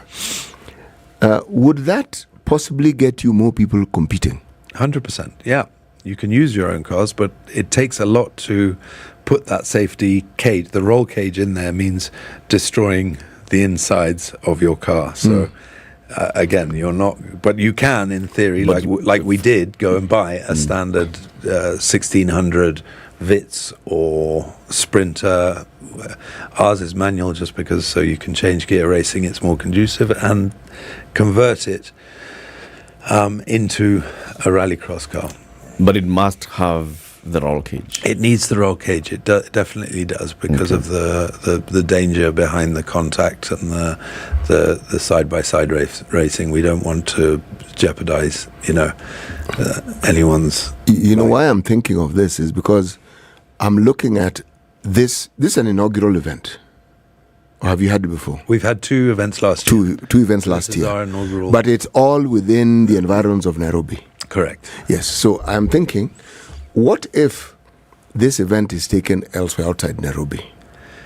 That is the idea is to move this as a championship around the country. Yes. But the infrastructure, we do not have the infrastructure for a let's call it a minimum 12-meter track, which is half tarmac and half gravel. We've spent so much effort into producing that the track that we have off the back of an area that is going to be developed for future near the People's Park, that we can shut traffic down from there, because obviously tarmac roads are based on where traffic flows. So it's a useful way of developing the sport. I think in the future the idea would be to try and build our own track and develop our own area of motorsport where all disciplines can come and compete on that in that area. So that's. I wonder then, what is support that comes, because when we talk about then the development of sport in the country, the question about support from relevant governments comes in place, because we cannot run away from the responsibility again that lays on the shoulders of government when it comes to this.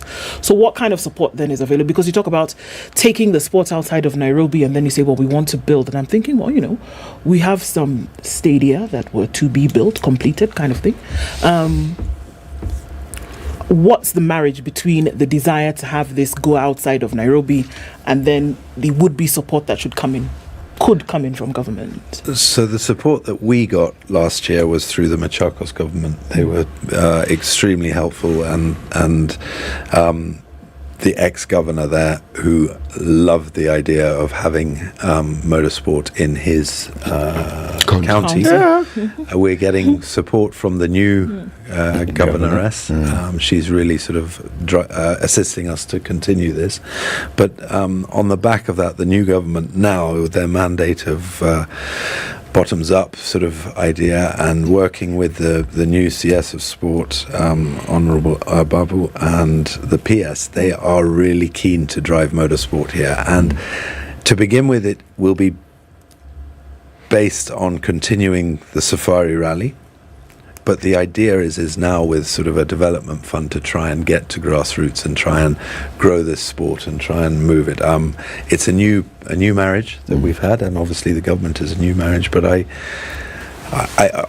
honestly only took this role as the local organising committee chairman after meeting our CS and PS and having the discussions with them based around how motorsport, my passion for the sport, and where I can see us developing the sport to a youthful sort of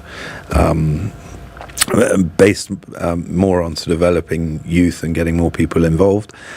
I honestly, genuinely only chose this role because of meeting those two people. There's something called a sports fund. I don't know much about it, but the little that I do know, it was set up to assist or come in handy for the very, very thing that you're discussing here. Not just promoting a sport, but ensuring that the sport in question is given legs, and in the case that they have legs, given wings. Yeah. And if you say that the CS and the PS support you, so I'm assuming that the support is not, well done, Carl, thank you very much. Do it again next year. So for Rallycross, because let's walk before we can run. I would say so. On the Rallycross part, the support has come from Machakos government, just generically due to the fact that we were in there. The ex-governor was so enthusiastic about it. So from that step, now let's change roles. Now I'm on the WRC organising committee. That is where I feel that there is no point in having a WRC Safari Rally on our doorstep and bringing all this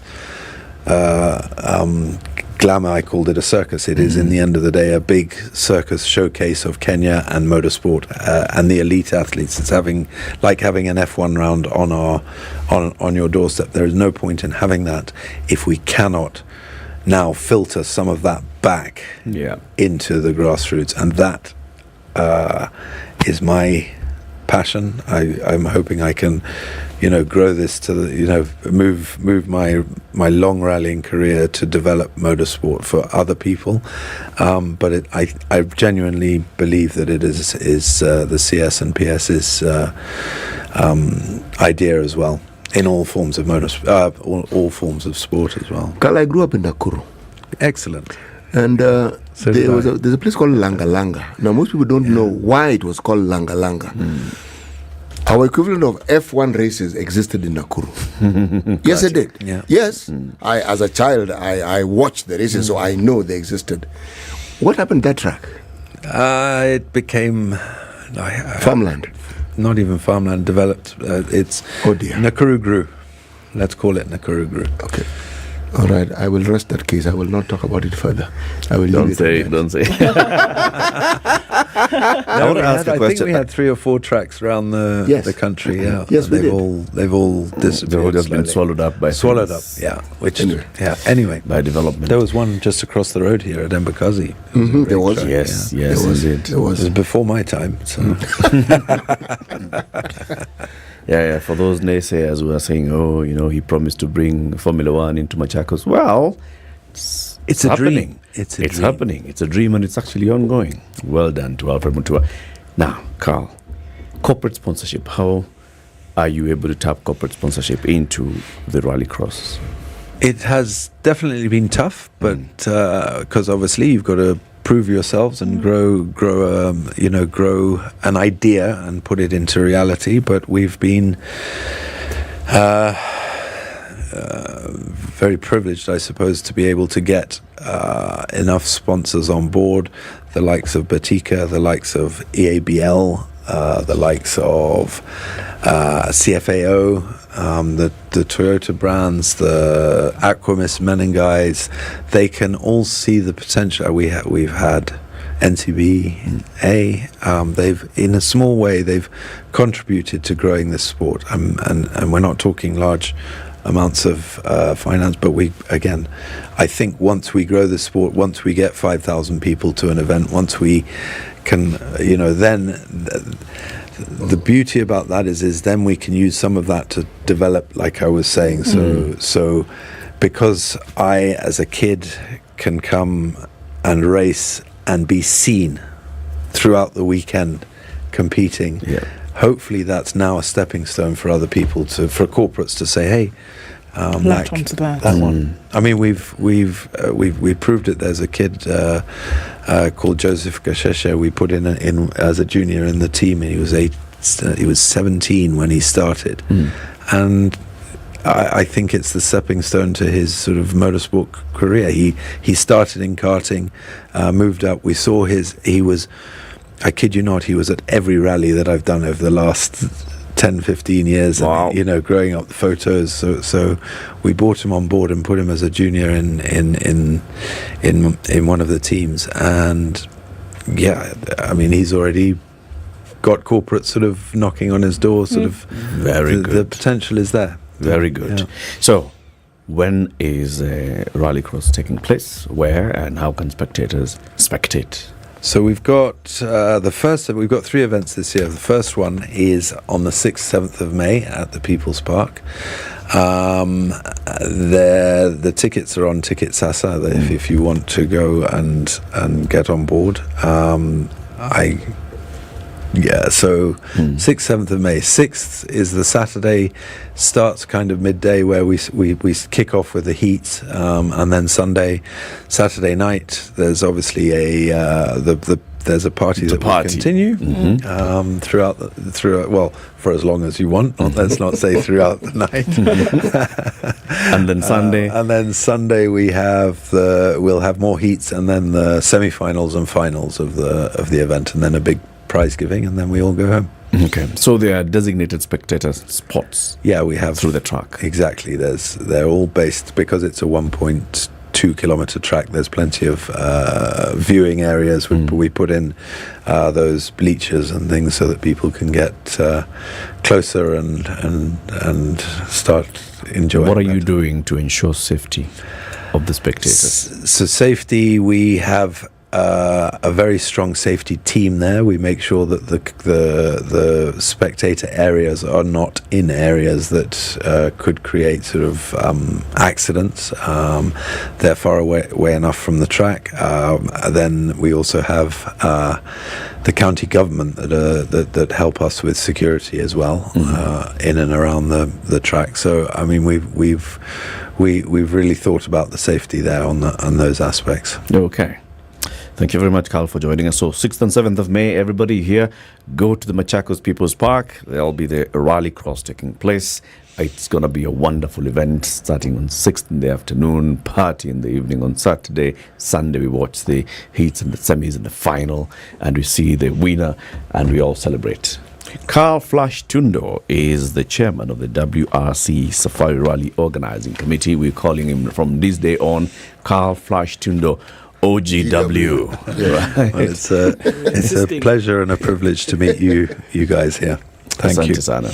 Come again soon. All right. Tell us about the Safari Rally. Keep it here for more conversations coming up in the next hour. Good morning. It's 9 a.m.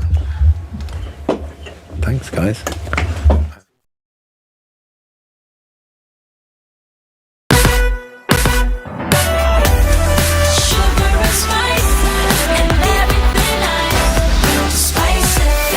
Spice up your life.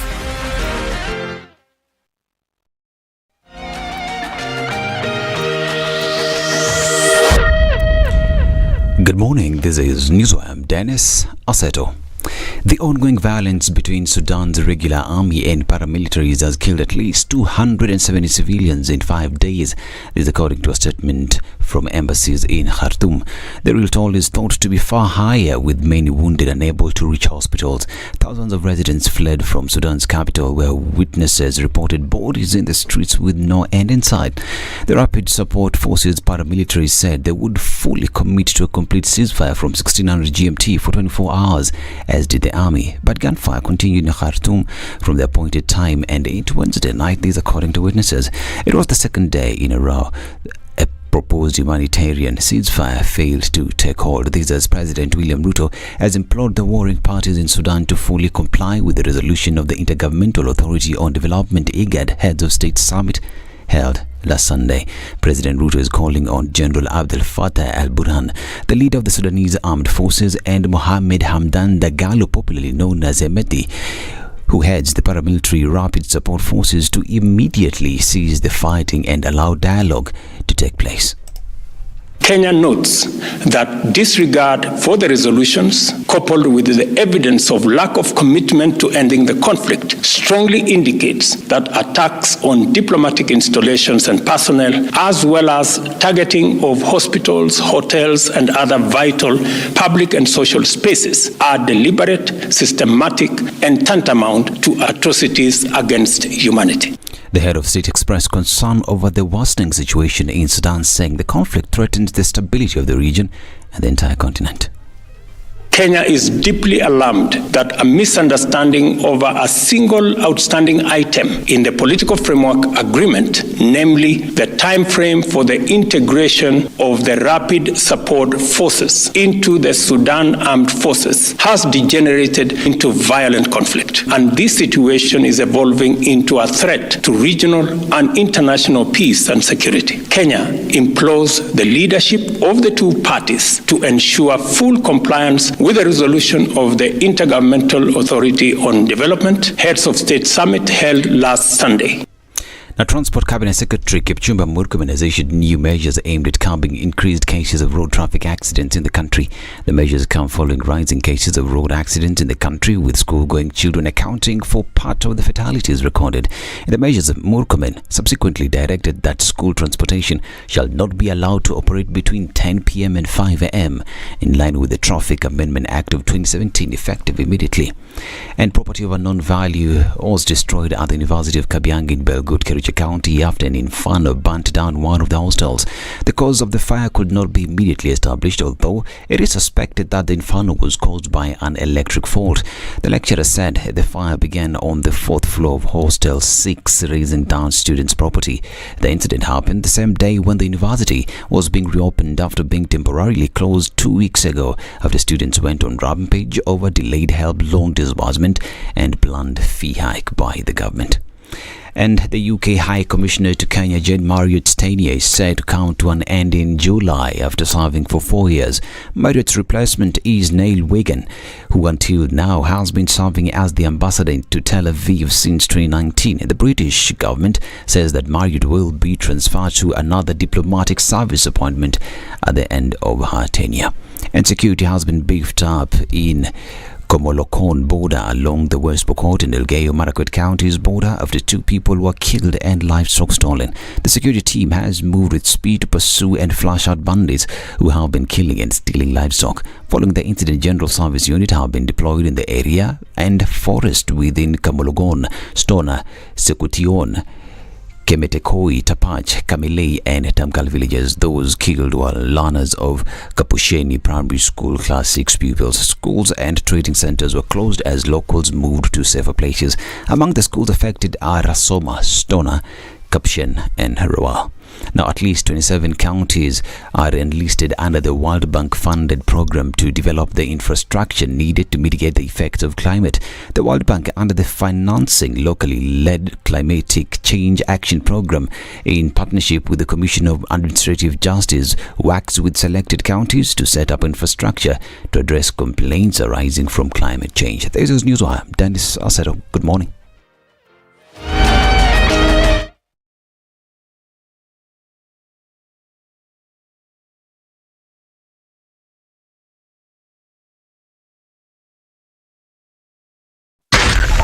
.4 Spice FM, Nairobi. Okay, so 9 o'clock and we're coming out of traffic hour not too long from now.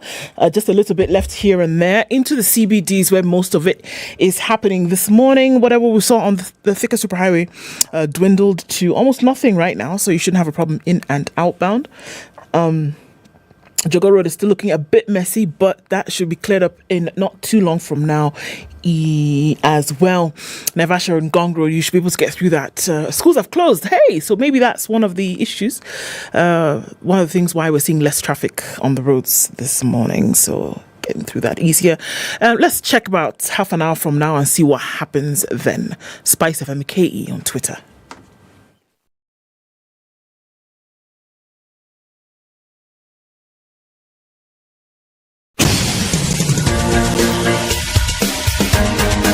This is the Situation Room, the home of hard-hitting political commentary and penetrating insights about the state of the nation. This is a talk radio experience like no other. The Situation Room, a place for hard truths, debates, and elevated conversations. The Situation Room, witty, political, engaging, deep, controversial. In the room, we have C.T. Muga, researcher, academic, seasoned political observer, a fountain of wisdom in these politically uncertain times. Ndu Oko, Nigerian by birth, Kenyan by choice, communications expert, Pan-Africanist, a truth seeker and believer in people power, and Eric Latif, agent provocateur, the man in the chair, seasoned journalist, news hound, a man who believes in punching up, not down.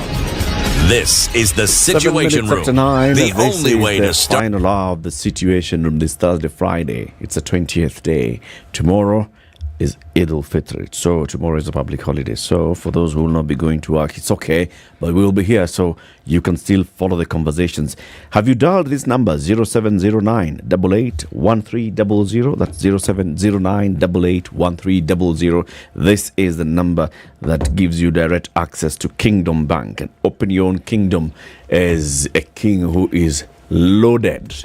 Put any money from 50,000 shillings and above into a fixed deposit account, into a savings account, into a junior savings account, and it starts earning you interest. Up to 10% interest being offered by Kingdom Bank, and all they say is if you call us that number 0709 881300, we'll take you through the steps, or you can just walk into any of the branches of Kingdom Bank. Come in there, they give you some nice chai, mandash, sambusa. They tell you, kubwa mheshimiwa, karibu sana, sit here. Nice air-conditioned room. Nataka tukusaidia aje. You tell them about the kind of money that you'd like to invest. They ask you how much. So how much are you thinking of, so that we can do you the calculation, so you see, mention something like 10 million shillings. Hata tulikuwa tumesahau pia tuko na keki. Give you. Uko na pesa, hata keki inakuja. Unapewa. And then you invest that money in 3 months or 6 months or 12 months, you earn your interest. It's a good thing, especially if you think about the fixed deposit accounts. Let's now talk about agriculture and making sure that we're heading towards food security as a country. Agriculture is a devolved function. We've talked about this a number of times. How much of agriculture has been devolved and what our county is doing about it. Our next guest is the chairman of the Agriculture CECM's caucus. CECMs are what? County Executive Committee members. As in, mawaziri wa kilimo wa county. Zote 47. He himself is the CECM for agriculture in Nandi County. Dr. Kiplimo Lagat. Good morning, sir. Good morning. Karibu sana to Kenya's biggest conversation. Thank you, Eric. You're finally here. Yes. We see you on Twitter. Several times, yes. Asante sana. Thank you. That is the hot seat of the Situation Room, as I'm sure you're aware. Yeah. So let's have a healthy conversation. Thank you. And to welcome you, Bwana Muga has the day's proverb. Our proverbs for the whole of this week have been from the country of Burkina Faso. He who speaks does not know that the listener is smart. He who speaks does not know that the listener is smart. Dr. Lagat? Yeah. I think we normally probably underestimate how people probably know what we think we know ourselves. Sometimes you think you know so much, but actually people may even know more than what you know. So unless you really have that open mind, you might always want to be very careful when you're speaking, so that you actually have a fair way of passing the message you're passing, in a way that whoever actually is listening also could be knowing one or two about it. Yep. That's a good one. It's a good one. Dr. Lagat, you're Dr. Lagat PhD. Yep. Not Dr. Lagat because you're daktari wa ng'ombe wa mifugo. All right? Yes. You're an agricultural economist. Yes. So what were you doing before you joined the county government of Nandi? I am a senior lecturer at Moi University. I teach agriculture economics, and I'm on on leave of absence. It's allowed by law now that if you're teaching in the academia, you can take a leave of absence, and I took a leave of absence in 2017. So I've been teaching at Moi University for about 10 years, and when the opportunity came to go to the county in 2017, I moved. So, yeah. Why did you decide to go? I had a very big passion to work with the communities. Having been in academia for over 10 years, I traveled abroad and did my postdoc in US and in Europe, and did a lot of research as a consultant also for a lot of international organizations, including World Bank. I felt there was a gap. I was not able to connect critically, especially the policy, on what was happening on the ground. And when the opportunity came in, I was hesitant when Governor Sang told me at first to work with him, because I could look at what I was probably making and say, will it make sense? Then I said it was not about money. It was also about connecting with the communities, trying to really be part of the solution. Sometimes it's very easy when you are a scholar and you are up there, you criticize what people do there at the ground. But when you're there now is when you realize really that's where the rubber meets the road. And you also confront the challenges that the farmers and the poor communities really face. And you're forced now to really rethink how we need to provide those solutions. And that's how I ended up working with the county. You said that you noticed a gap in your academia journey and working with several development institutions, World Bank and the rest, you're developing policy, you're reviewing policy, and you're coming up with these brilliant plans of what should be done. Yes. And then you're wondering, sasa hii watu mbona wafanyi vile tumewaambia? Exactly. Now Hapo connect sasa, the dots. That is exactly what made me to really go for it. It was not for anything else. I thought every time I am with the farmers, because I started engaging, of course, as a consultant also, I would engage with the farmers and work with them, but trying to look at what they were doing and what we were trying to recommend, it was not making a lot of sense. We needed to really be there to try and be realistic with the policy advice we were giving, and even the analysis, because I do a lot of data analytics and I still do that. But sometimes when you don't connect that with the reality on the ground, for example, when you recommend to the farmers to use fertilizer, and you even don't know what they apply, you don't know how they do it, the challenges they go through, how they access things, it changed my perspective completely. When I ended actually up working with the farmers, I can see things differently as compared to when I was in the academia, or even when I was in consulting for those organizations. Yeah. So what did you see, Waziri? I mean, so then what... It sounds like such a broad question, and is it possible to apply that question across board when it comes to obviously the agricultural issues that we are facing as a country today? What's the problem? We have a very big problem. If you look at the issue of food security, which it's my focus so much on research, even in the academia and consultancy, is on food policy. Food security is an issue that we're still grappling with several years. Even with modernization of humanity, we've been able to increase globally almost sixfold the amount of food we produce. But as a country here in Kenya, we're still struggling to produce enough food.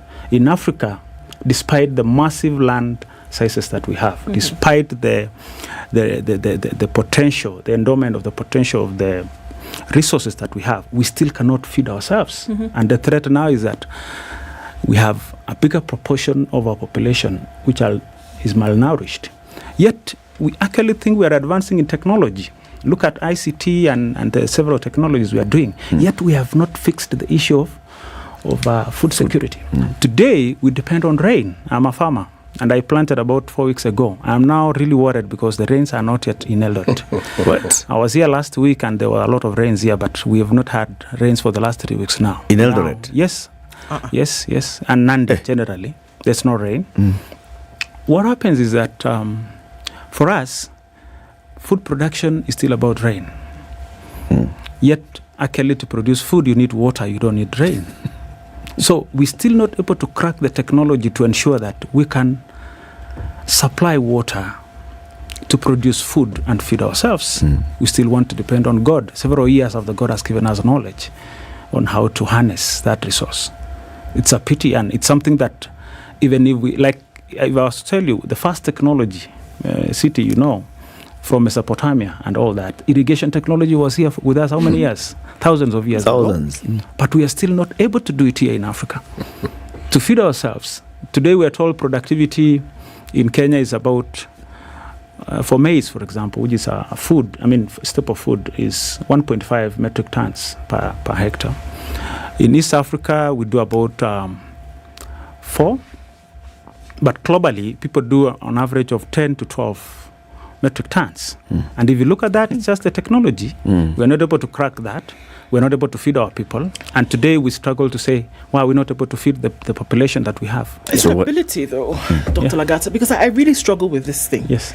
But when we talk about ability, that means that for me, ability means that with all the resources available, with an intellectual mind, and then with an environment that has been made conducive for these things to then come into being, ability then comes forth out of all of these things. But for me, an element of desire has to be infused into this thing. Yes. Because for me, those elements exist. We have the technology. The technology is there. You have the Cannot right tell me policies. the resources are not there.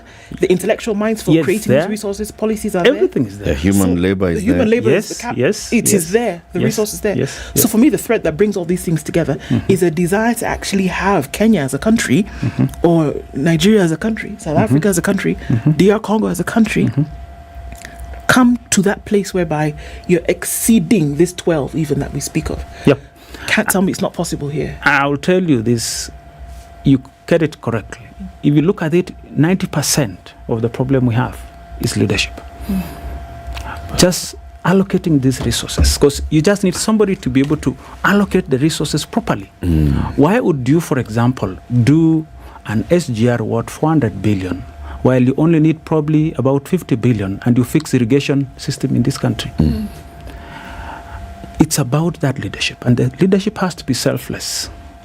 If you don't have selflessness in the leadership that you have, then it's not going to be possible. And that's what we're looking forward to really in even the young generation and all of us. So really how say, can it how can happen? we crack? I watched a documentary, maybe this can land. I watched a documentary about some folks who live in the mountains of Chile, and there's no water. Yeah. Save for drops, literally drops of dew that fall onto some trees with large leaves. So it's amazing. But they have put together this technology that collects this water from these leaves, and they've piped water that then goes to farms. They don't have water. But there's dewdrops that has filled dams because of the technology that they've put together, and they can now irrigate their farms. Obviously you're in the field, so you know things like that happen. It's not in another galaxy, it's here on Earth that it happens. When we look at technology like that, and simple technology that they're able to put together, what stops these things from happening? We talk about the institutions, agricultural institutions in this country that have some mind-blowing things that they've been able to discover in order to go towards food security. But again, is it just a resource problem in terms of allocation of this fund to get these things done? Or is it not realizing that if you don't feed your people, then you've halfway lost the battle? I'll take you to really the problem of food security. Still back on leadership. And as we think about allocating resources, we have said we have enough technology, we have enough policies and all that to allocate these resources. If you don't have a priority, and we'll go back to really even issues of devolution, if you don't prioritize self-sufficiency, for example, I strongly believe no country should depend on another country on staple food. So it's upon the country to prioritize things. If before you advance on other things, focus first on fixing basic things of humanity. Housing, we normally talk about shelter, food, and clothing. Today, we literally depend on imports on anything. So the problem is this. What are our priorities in leadership? Do we prioritize to fix the basic things first, or we want to really be seen to be advancing on other aspects of life, yet we have some certain things that we ought to have fixed in our life? So really, for me, you should be able to consider priorities as part of, for example, food. Like if you look at maize, for example, in Kenya, you're not about to change maize from being food, staple food. So you cannot today abandon the maize farmer and you expect to feed this country. You cannot also give that up, that position. Look at this. Uganda has been doing very well for some time in maize production. Productivity is doing well there. Now, somebody comes and say, okay, in Kenya, we are not doing well in producing maize. So can we just depend on Uganda to produce for us? And we can as well focus on other things. We can grow in Zambia. We can grow other things else. But now suddenly, COVID comes in. And there is a shortage in the whole region. And Magufuli wakes up and says, guys, I'm shutting the borders. I'm not giving you maize. Now you are left there, you have your dollars, even if you had your money there. You cannot access that food there. So you cannot delegate the food security function to another country. That is why, and I think I'm happy with the Kenya Kwanza team, what they have done is actually there is now a dedicated food security advisor to advise the president. Because we told them, you cannot leave the food security function in Kilimo, it has to be with the president because it's a national security issue. It's not just a food security, it's a national security issue. You saw in Sri Lanka, was it Sri Lanka or some countries, without food, even the president in State House cannot settle. You cannot stay there. So you've got to fix as a priority. So it's about prioritizing the issue. But then, Dr. Lagat, you say it's about leadership. Surely it can't be that all those leaders at the national government level, all the ministers, the PSs, and then now you devolve it, all the 47 county governors and their deputies and the CCMs, all of them are not seeing what you're saying. So you've got policy, you've got all those resources that we've said, so you've got resources. Yes. And 13 years into devolution, with agriculture having been devolved, we cannot talk of one county that is actually producing a surplus of whatever it produces. I think, I don't know if all of you know about this riddle, and I think Muga should be knowing that about this job that was to be done by 4 people. Everybody, somebody, anybody, and nobody. I don't know if you know about it. We've heard it. I want to hear it again. Yes. My memory gets faulty as I get older. So there's this job that was to be done. Very important job to be done. And it was, everybody thought that somebody must do it. Yes. But anybody could have done it, but nobody did it. Everybody thought somebody should do this thing. Yes. Anybody could have done it. Yes. Nobody did it. Yes. So, somebody got hungry that everybody did not do what somebody should have done. So, eventually, nobody did what somebody could do it. I don't know. I can still go on and on. But what it tells us is that they lacked leadership. That's a clear example. During devolution, we had... you say it like it's a past thing. During devolution. As the time gone by. I mean, the promulgation. Let me put it clearly. During the promulgation of the Constitution, I mean, we had the Transition Authority. Yeah. And also, you go back a bit, the Article 136 actually gave functions to counties. We have those functions that are allocated to the national and counties. So you have the what we call exclusive functions. We have concurrent functions and residual functions. Now there are certain functions that are left hanging here. In Nandi. Nandi, we do maize, we do dairy, we do tea, we do sugarcane, and a lot of other horticultural crops like avocado is now coming up. Now you're seated here in Kilimo or you're in State House as a president. And I play a part. The governor is responsible to have agriculture as a devolved. Now you want governor to probably prioritize food security for you. Is it the work for the governor to really prioritize food security? For us in Nandi, I would say, for me, we normally talk about food on the table and money in the pocket. To somebody who's in Wajir or Turkana, there are food shortage. So food security will be a priority. But for me, money will be a priority because almost all the households are everybody has some food. Yes, that brings me to the concept of two things. We have something called household food security and national food security.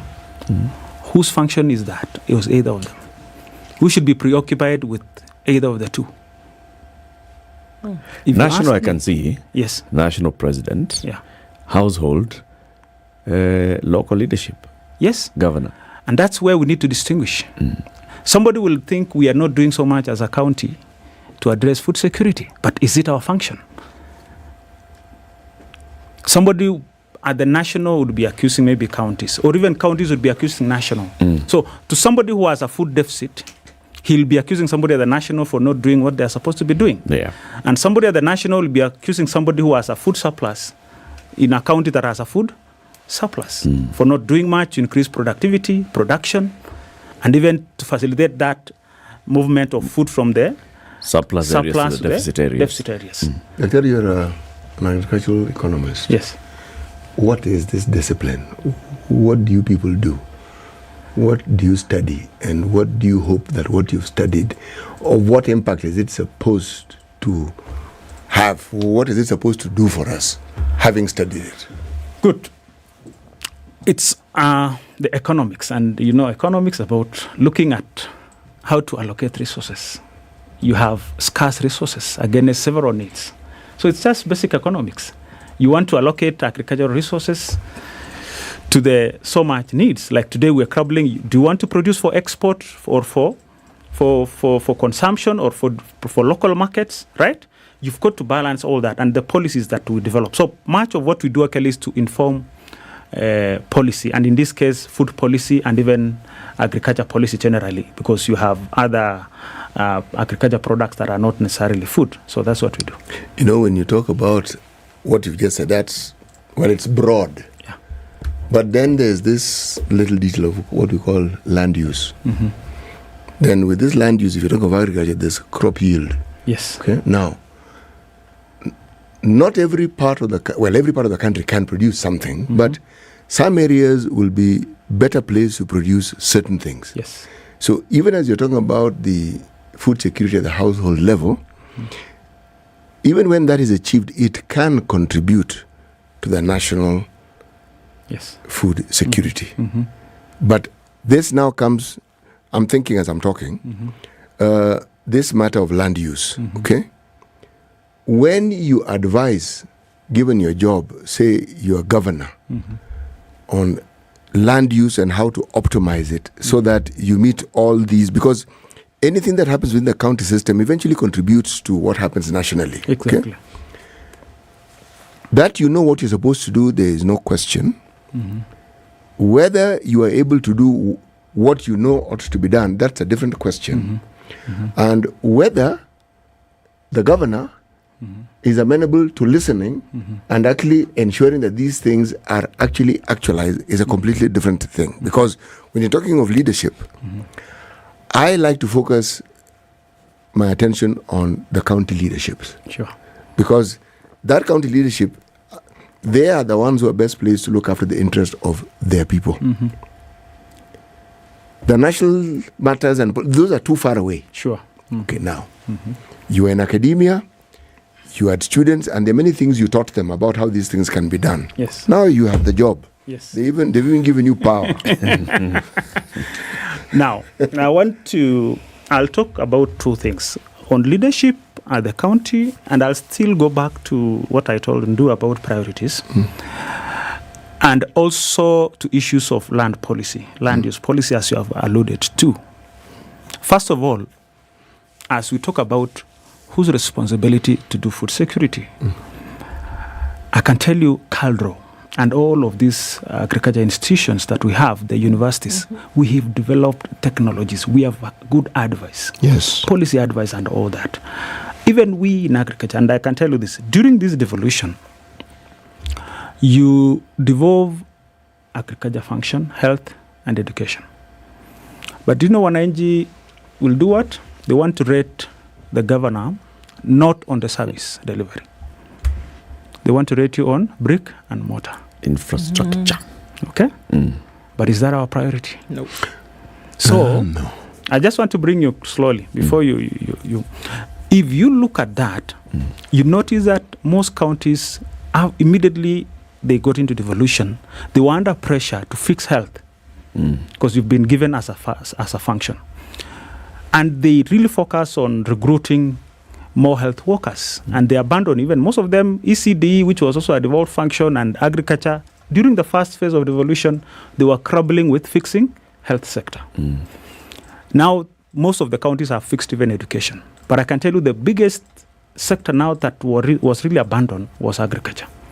Do you know, since I came in, I've actually had about 170 extension officers retiring, because most of them were employed in 1980, 86, up to about 1990. They're all retiring. I was in Meru last week, and there is one officer who is manning 3 sub-counties. What? And you expect this human being to fix food security for this country. It's not possible. We have actually, and that's when I was talking about somebody and everybody and nobody. What is happening here in Kenya is this. We commodified land when you go to land use. In Uganda, why they are really producing well is because land was not really... And somebody I shared with a friend yesterday, and he actually gave me the reasons why that there's a difference between Uganda and Kenya. During the British colonization, Kenya was a colony and Uganda was a protectorate. So they had a kingdom, and land wasn't really converted into a commodity. But here we titled... It wasn't commodified. Commodified, yes. So here we commodified land and titled it. Even today you have somebody clinging to land and he's not utilizing it. And because he knows that my future is guaranteed, you can hold land. And you're safe. Yes. So I can tell you, we are not able to produce enough just because of the kind of policies that we adopted earlier there. Going back to governor, for example, if you give a governor issues of food security to handle for you, to a governor who is in Turkana, if you give him money, he will want to make sure that he can purchase enough food from other counties to feed the population. But to the governor like mine in Nandi, he wants to ensure that, because all of them, majority of our population are able to produce their own maize, so they can consume and sell the surplus, is to actually support them to increase productivity and so probably produce surplus for market. But even right now, we're struggling.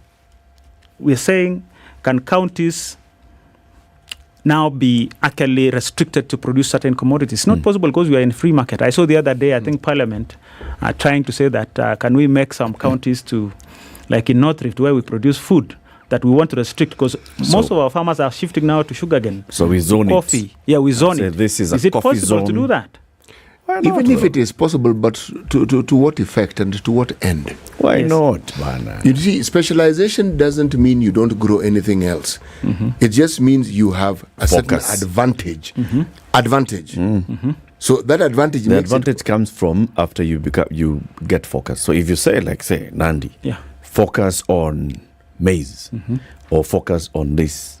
So you're going to put a lot of effort in making sure that you have the soil that's conducive, get the seeds that work in your area, get, the economies of scale and everything.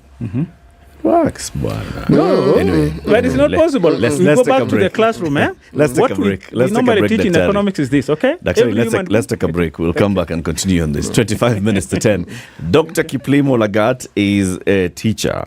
He has been teaching agriculture economics at the Moi University. Then since 2017, he joined the Nandi County government as the Waziri wa Kilimo, the CECM for agriculture, and currently he's a chairman of the Agriculture CECM's caucus countrywide, leading all the agriculture CECs to discuss the issue of food security and addressing the challenges in agriculture. We'll continue this conversation shortly. Ndu, please tell Waziri to go back home and tell people about Showmax and the story of Leo who? Lagat. And his name is Dr. Lagat. Okay.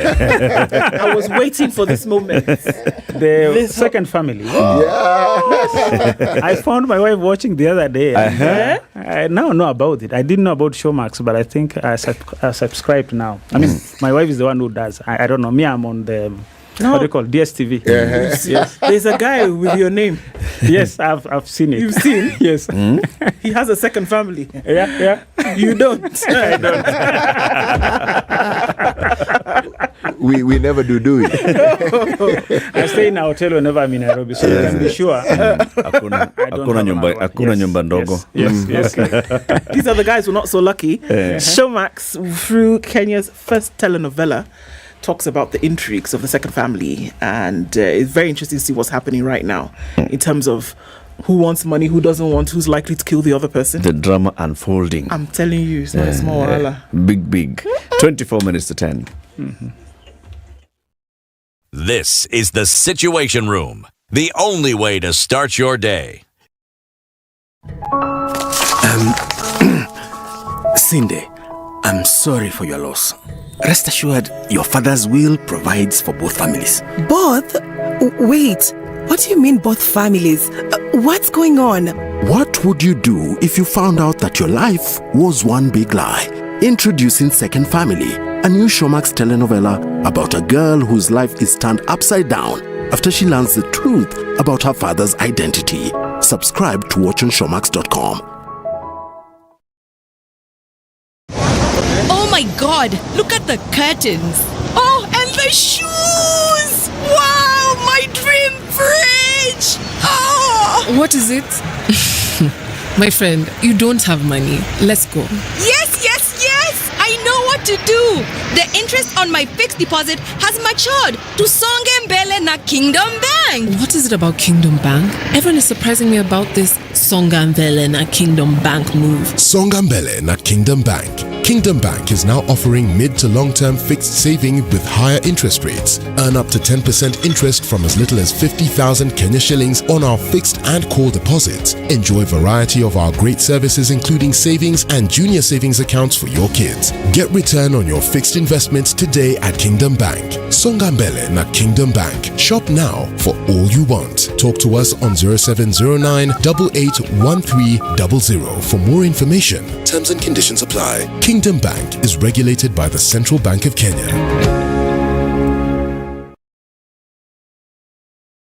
I'm sure you're wondering how you can spend less and get more as we approach the Easter period. Well, the Standard Digital e-paper has a solution for you, and it's the half-price Easter special. For all news and entertainment buffs who look for a credible source of information and content they love, well, this one's for you. We're offering you a chance to pay half for the full story and all the extras. Instead of 6,199 Kenya shillings, pay 3,099 Kenya shillings and stay on top of what is happening across the globe. At your own convenience, for less. This incredible offer is valid till 30th April 2023. Subscribe now. Visit epaper.standardmedia.co.ke and enjoy the half-price Easter special. Get the full story all year long.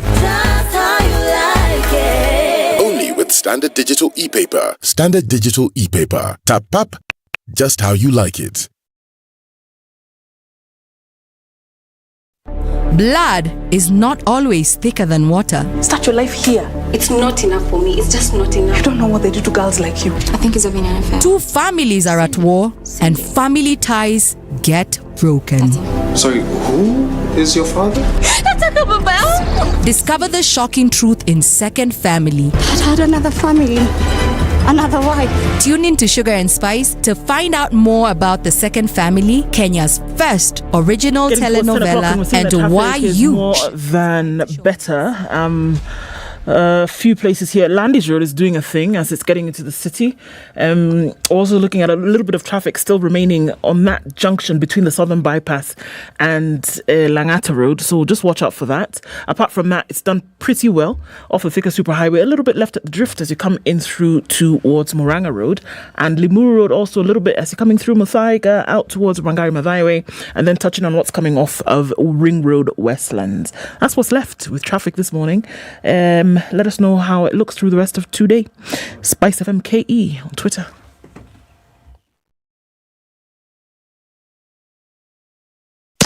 Business News with Spice FM. I'm Dennis Aseto. The Jomo Kenyatta University of Agriculture and Technology has reviewed its 2 bachelor courses to meet industry-relevant standards. The revision of the Bachelor of Science degree in Computer Science and Bachelor of Computer Technology was done in partnership with the Microsoft Africa Development Center. 128 units under the above programs will be impacted and will come into effect for the September 2023 student intake. Safaricom and Shop Zetu have partnered to launch the Shop Zetu mini app on the M-Pesa Super App. The Shop Zetu mini app will enable more than 7 million M-Pesa Super App customers to shop and pay for women's and men's fashion across more than 200 vendors within the app. The marketplace will then dispatch and deliver items to customers nationwide within 3 days after making an order. Kenyans living abroad sent home 46.4 billion shillings in March, which was a 15.5% increase when compared to February, according to latest data by the Central Bank of Kenya. CBK says diaspora remittances rose more than 6 billion shillings month on month from 40.2 billion shillings registered in February, as cumulative inflows for the 12 months period to March 2023 rose to 522.6 billion shillings compared to 508.6 billion shillings recorded over the same period last year. APA Life Assurance Company Limited is looking for an incident manager with a bachelor's degree in information technology engineering with at least 3 years of experience working in IT service management. Suitable candidates are required to send their CVs and cover letter by 21st of April 2023. Visit jobs.digga.co.ke for more information on these and other jobs. Digga Jobs, your credible and trusted jobs partner. Spice FM Business.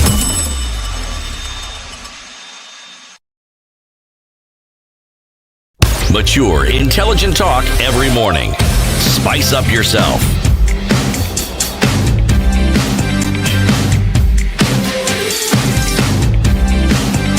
Mornings done right. 94.4 Spice FM, Nairobi. CEC for Agriculture in Nandi County and the chair of the CEC caucus, bringing together all the 47 agriculture CECMs from across the country. And we're talking about food security and what needs to be done at the county level and the national level to address the agriculture sector challenges. Dr. Lagat, I was asking you this during the break. Food security is all about that. It's about making sure, and we even have a national food and nutrition security policy that says we shall do everything that we can to guarantee that there is sufficient food in the country that is available to everybody across the country, and it is affordable. So it's available, it's affordable, and accessible. Accessible means it's affordable, it's all, and the food must be of good quality. Sure. It sounds very basic and unique. What do we need to do to make sure that that happens? Thank you. Eric, what I would really, and it has been my advocacy all along, is that at the national level, you have first of all to, on the table of the president, food security be put as part of national security function, so that when you are allocating resources, you get to know, like today, you have, I normally talk about KDF, you pay them salaries, you make sure they are functional, they have enough equipment, up-to-date equipment every year. Does it mean we're at war? No. But just to protect the country, just in case anybody attacks us, you are always ready, on watch. You are ready with the technology and everything. Same thing with food. You must make sure that there is enough food up to the stock of even 1 or 2 years, that in case there is any drought, in case there is any shortage, or in case there is any problem, you have enough, whether you are going to import or whichever, but make sure that the farmers are in the business of production, at whichever cost. Yet we have technology actually to reduce the cost and all that. So it is the duty. I know the other day I had you having a discussion with somebody on fertilizer subsidies. Somebody may want to question subsidies. Why are we doing subsidies? But I can tell you that fertilizer subsidy is an indispensable, just like the way we pay salaries to the KDF and allocate money to the defense ministry. You must ensure that there is enough maize in this country, because Kenyans are still eating maize. 3 years ago, I would say we had what we call policy plunders. The Ministry of Agriculture then, the leadership did not have this foresight. They actually politicized the subsidy process of production. But they ended up now adopting consumption subsidies because they had no option. You did not provide the production subsidy, you ended up, because you have a crisis. Somebody in Kibera, now you deny fertilizer to somebody who is in Nandi to produce maize. What he does, he says, now if you're not giving me the subsidy, inputs, I'll convert my land and produce avocado. So he does not produce maize. So there is a shortage of maize in the country. The person in Kibera has got no ugali, no ugali on the table. The president in State House must make sure that there is available ugali. He goes to South Africa or to Zambia and he finds that even Zambia also have a shortage. You go to Mexico, they don't have.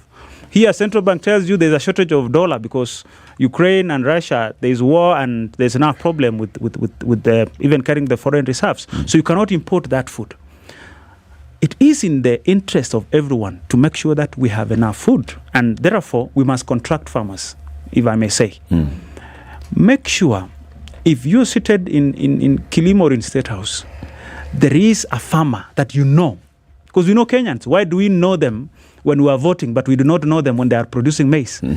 I should be able to know that so-and-so planted 5 acres. The other one planted 10 acres. And I'm able to aggregate on my table and know that, am I able to produce 50 million bags this year? If I can produce 30 million, then I need to import 20 million.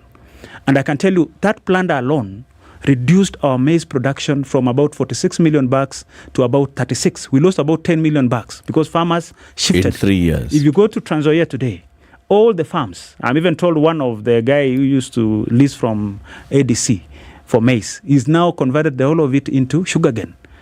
You can imagine how much we're going to lose. So it means if you disincentivize this farmer from continuing to be in that value chain, you lose that farmer and you'll be forced to look for alternative, which may not be cheap always and may not be guaranteed. So the aspect of affordability, accessibility may not be guaranteed if you don't take charge at the policy level. Yeah. You know, there's this discussion that I'm not sure where it fits in, but I think and feel it's important because it's something I experienced. When I visited my grandmother as a child, even up to the time I was even in secondary school, literally everything that was eaten in that home was in the farm. Every evening you'd be told to go and get vegetables from the patch. Yeah.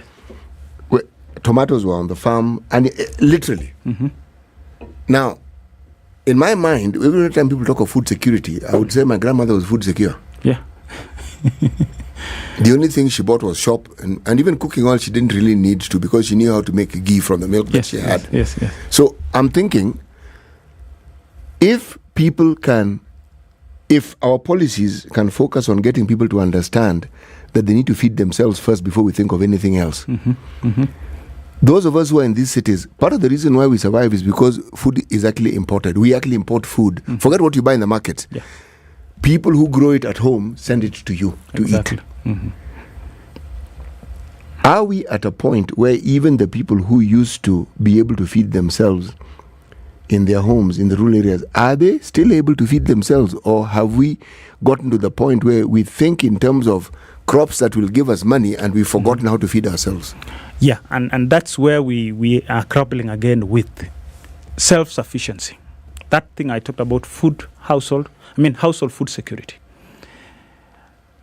Most households, you'll find somebody is buying literally everything from the market. We are now trying actually to educate even households. That's what you asked me about, what I'm trying to do.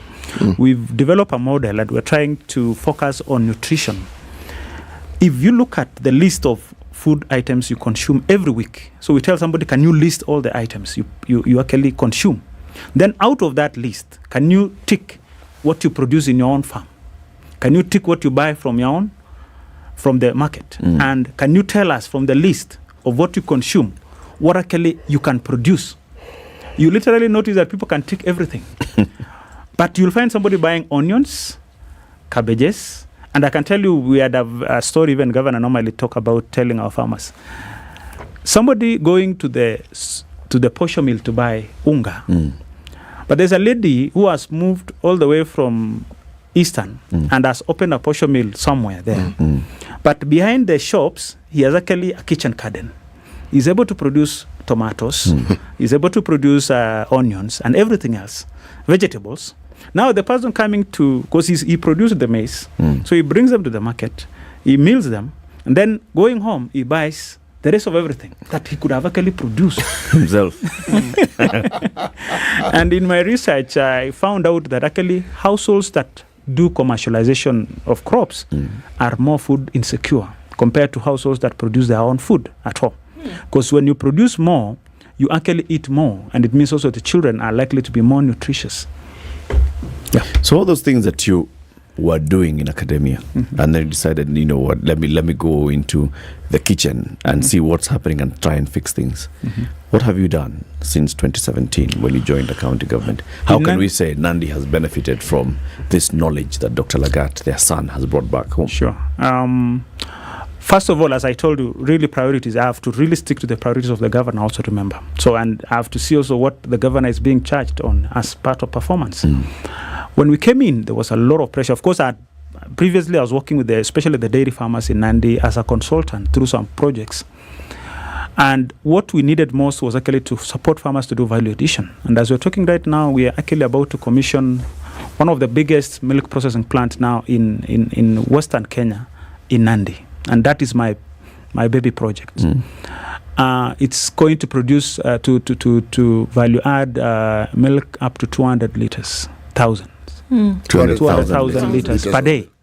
daily from across. Yes, they all count. So we've actually established a union, dairy union, composed of about 40 primary cooperatives, and it's increasing.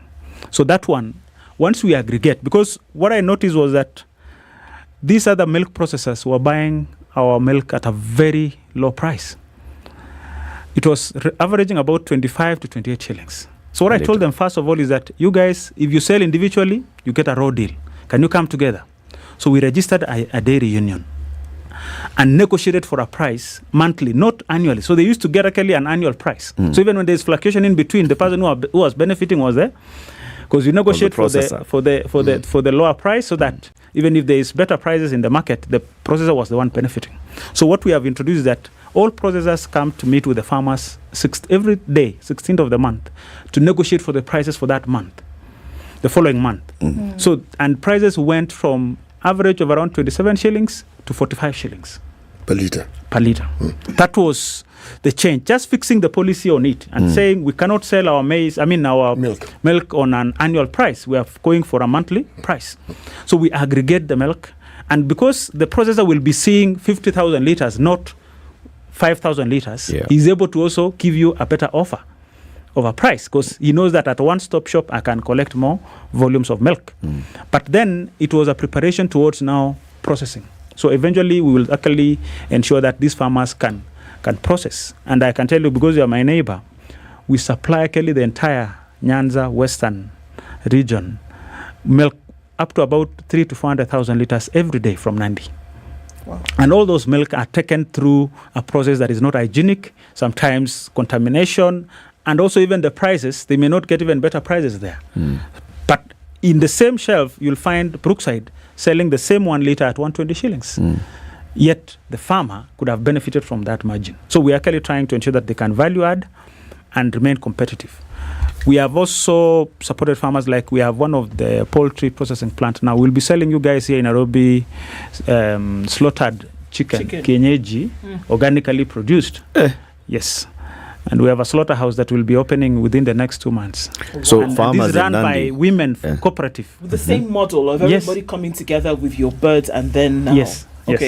And they are taught now how to do it organically. You don't use any chemicals. You actually leave them to free range, especially under the tea bushes. You can let the chicken now free range, so long as you can secure the land so that you don't have dogs and the rest attacking them. So you don't need to use a lot of chemicals or anything, but you have a naturally, and actually we want now to reduce. You don't get the chicken that has been laying eggs now being converted to be eaten, so that you find it's very hard. No, we'll actually have about 5 to 6 month old chicken slaughtered for you, and it might the texture is like a broiler, but it's actually kienyeji. Yeah. And all of this is under the support and guidance of the county government, directly involved in what these groups of people are doing. Yep. Okay. Is it a model then that can be replicated then around the country? Definitely.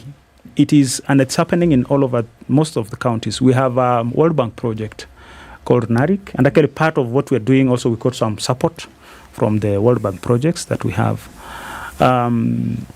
What happens actually, and I know Bungoma, Trans Nzoia, Narok, and even Kisumu and the rest are actually coming up with all this value addition.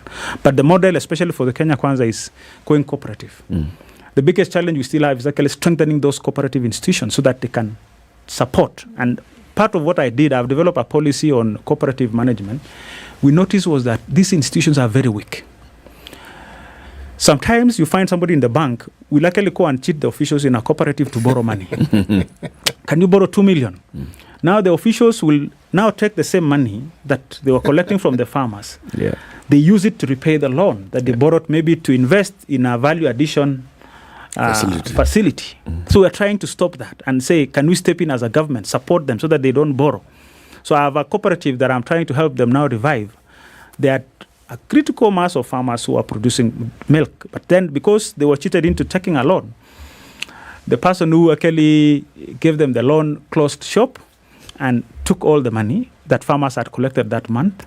And farmers abandoned the venture because they thought it was no longer possible. But if you look at it keenly, it's not that farmers cannot produce.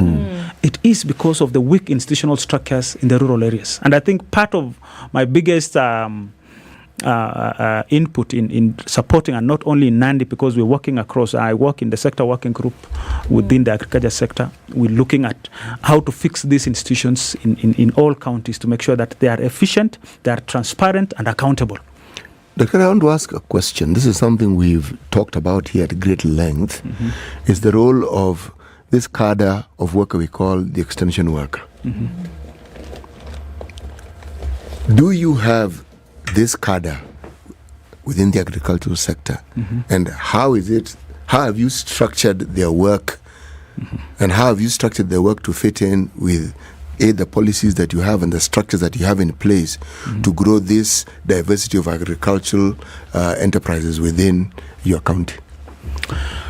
Now, my biggest challenge with this issue of extension is that, do you know we have over 300,000 graduates who are not employed? Yet we have a big shortage. In my department alone, before devolution, we had a staff workforce on extension unit of about 400. But right now I have about 150. During devolution, as I told you, really, the focus was so much among counties on health. And that's why we are actually, the president the other day has directed that we actually complete on transfer of functions that were devolved. Yeah, so we are looking at some of the functions that were devolved, and also trying to work with the CRA to allocate and even ring fence resources to sectors. Can I ask, so before you continue, can I ask this question? What the president said was timely, but is the money going to follow function? That is what it should happen. In fact, actually, we are meeting next week as a sector task team, and what we are going to do actually is to ensure that resources follow the functions, and we will actually have to ensure that every ward, and what the president has directed, that every extension officer must be given a given size of land to manage, not only the farmers. We are looking at now the land size, so that you monitor and you remunerate now the extension officers according to that. But I can tell you, most of them have not been promoted. The reason, we focused much more on health. Now education and agriculture are now being given some attention. Now is when agriculture is getting the attention. Yeah. Okay. You also understand that teams also working with IGTRC, the Intergovernmental Relations Technical Committee. Yes. They're working on fully unbundling some of this. Yes, I'm a member of the Very good.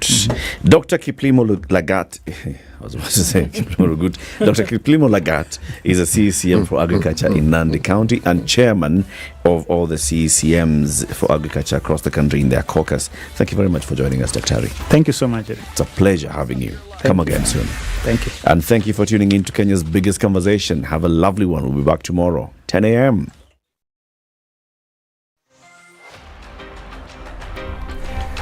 Good morning. This is Newswire. I'm Dennis Aseto.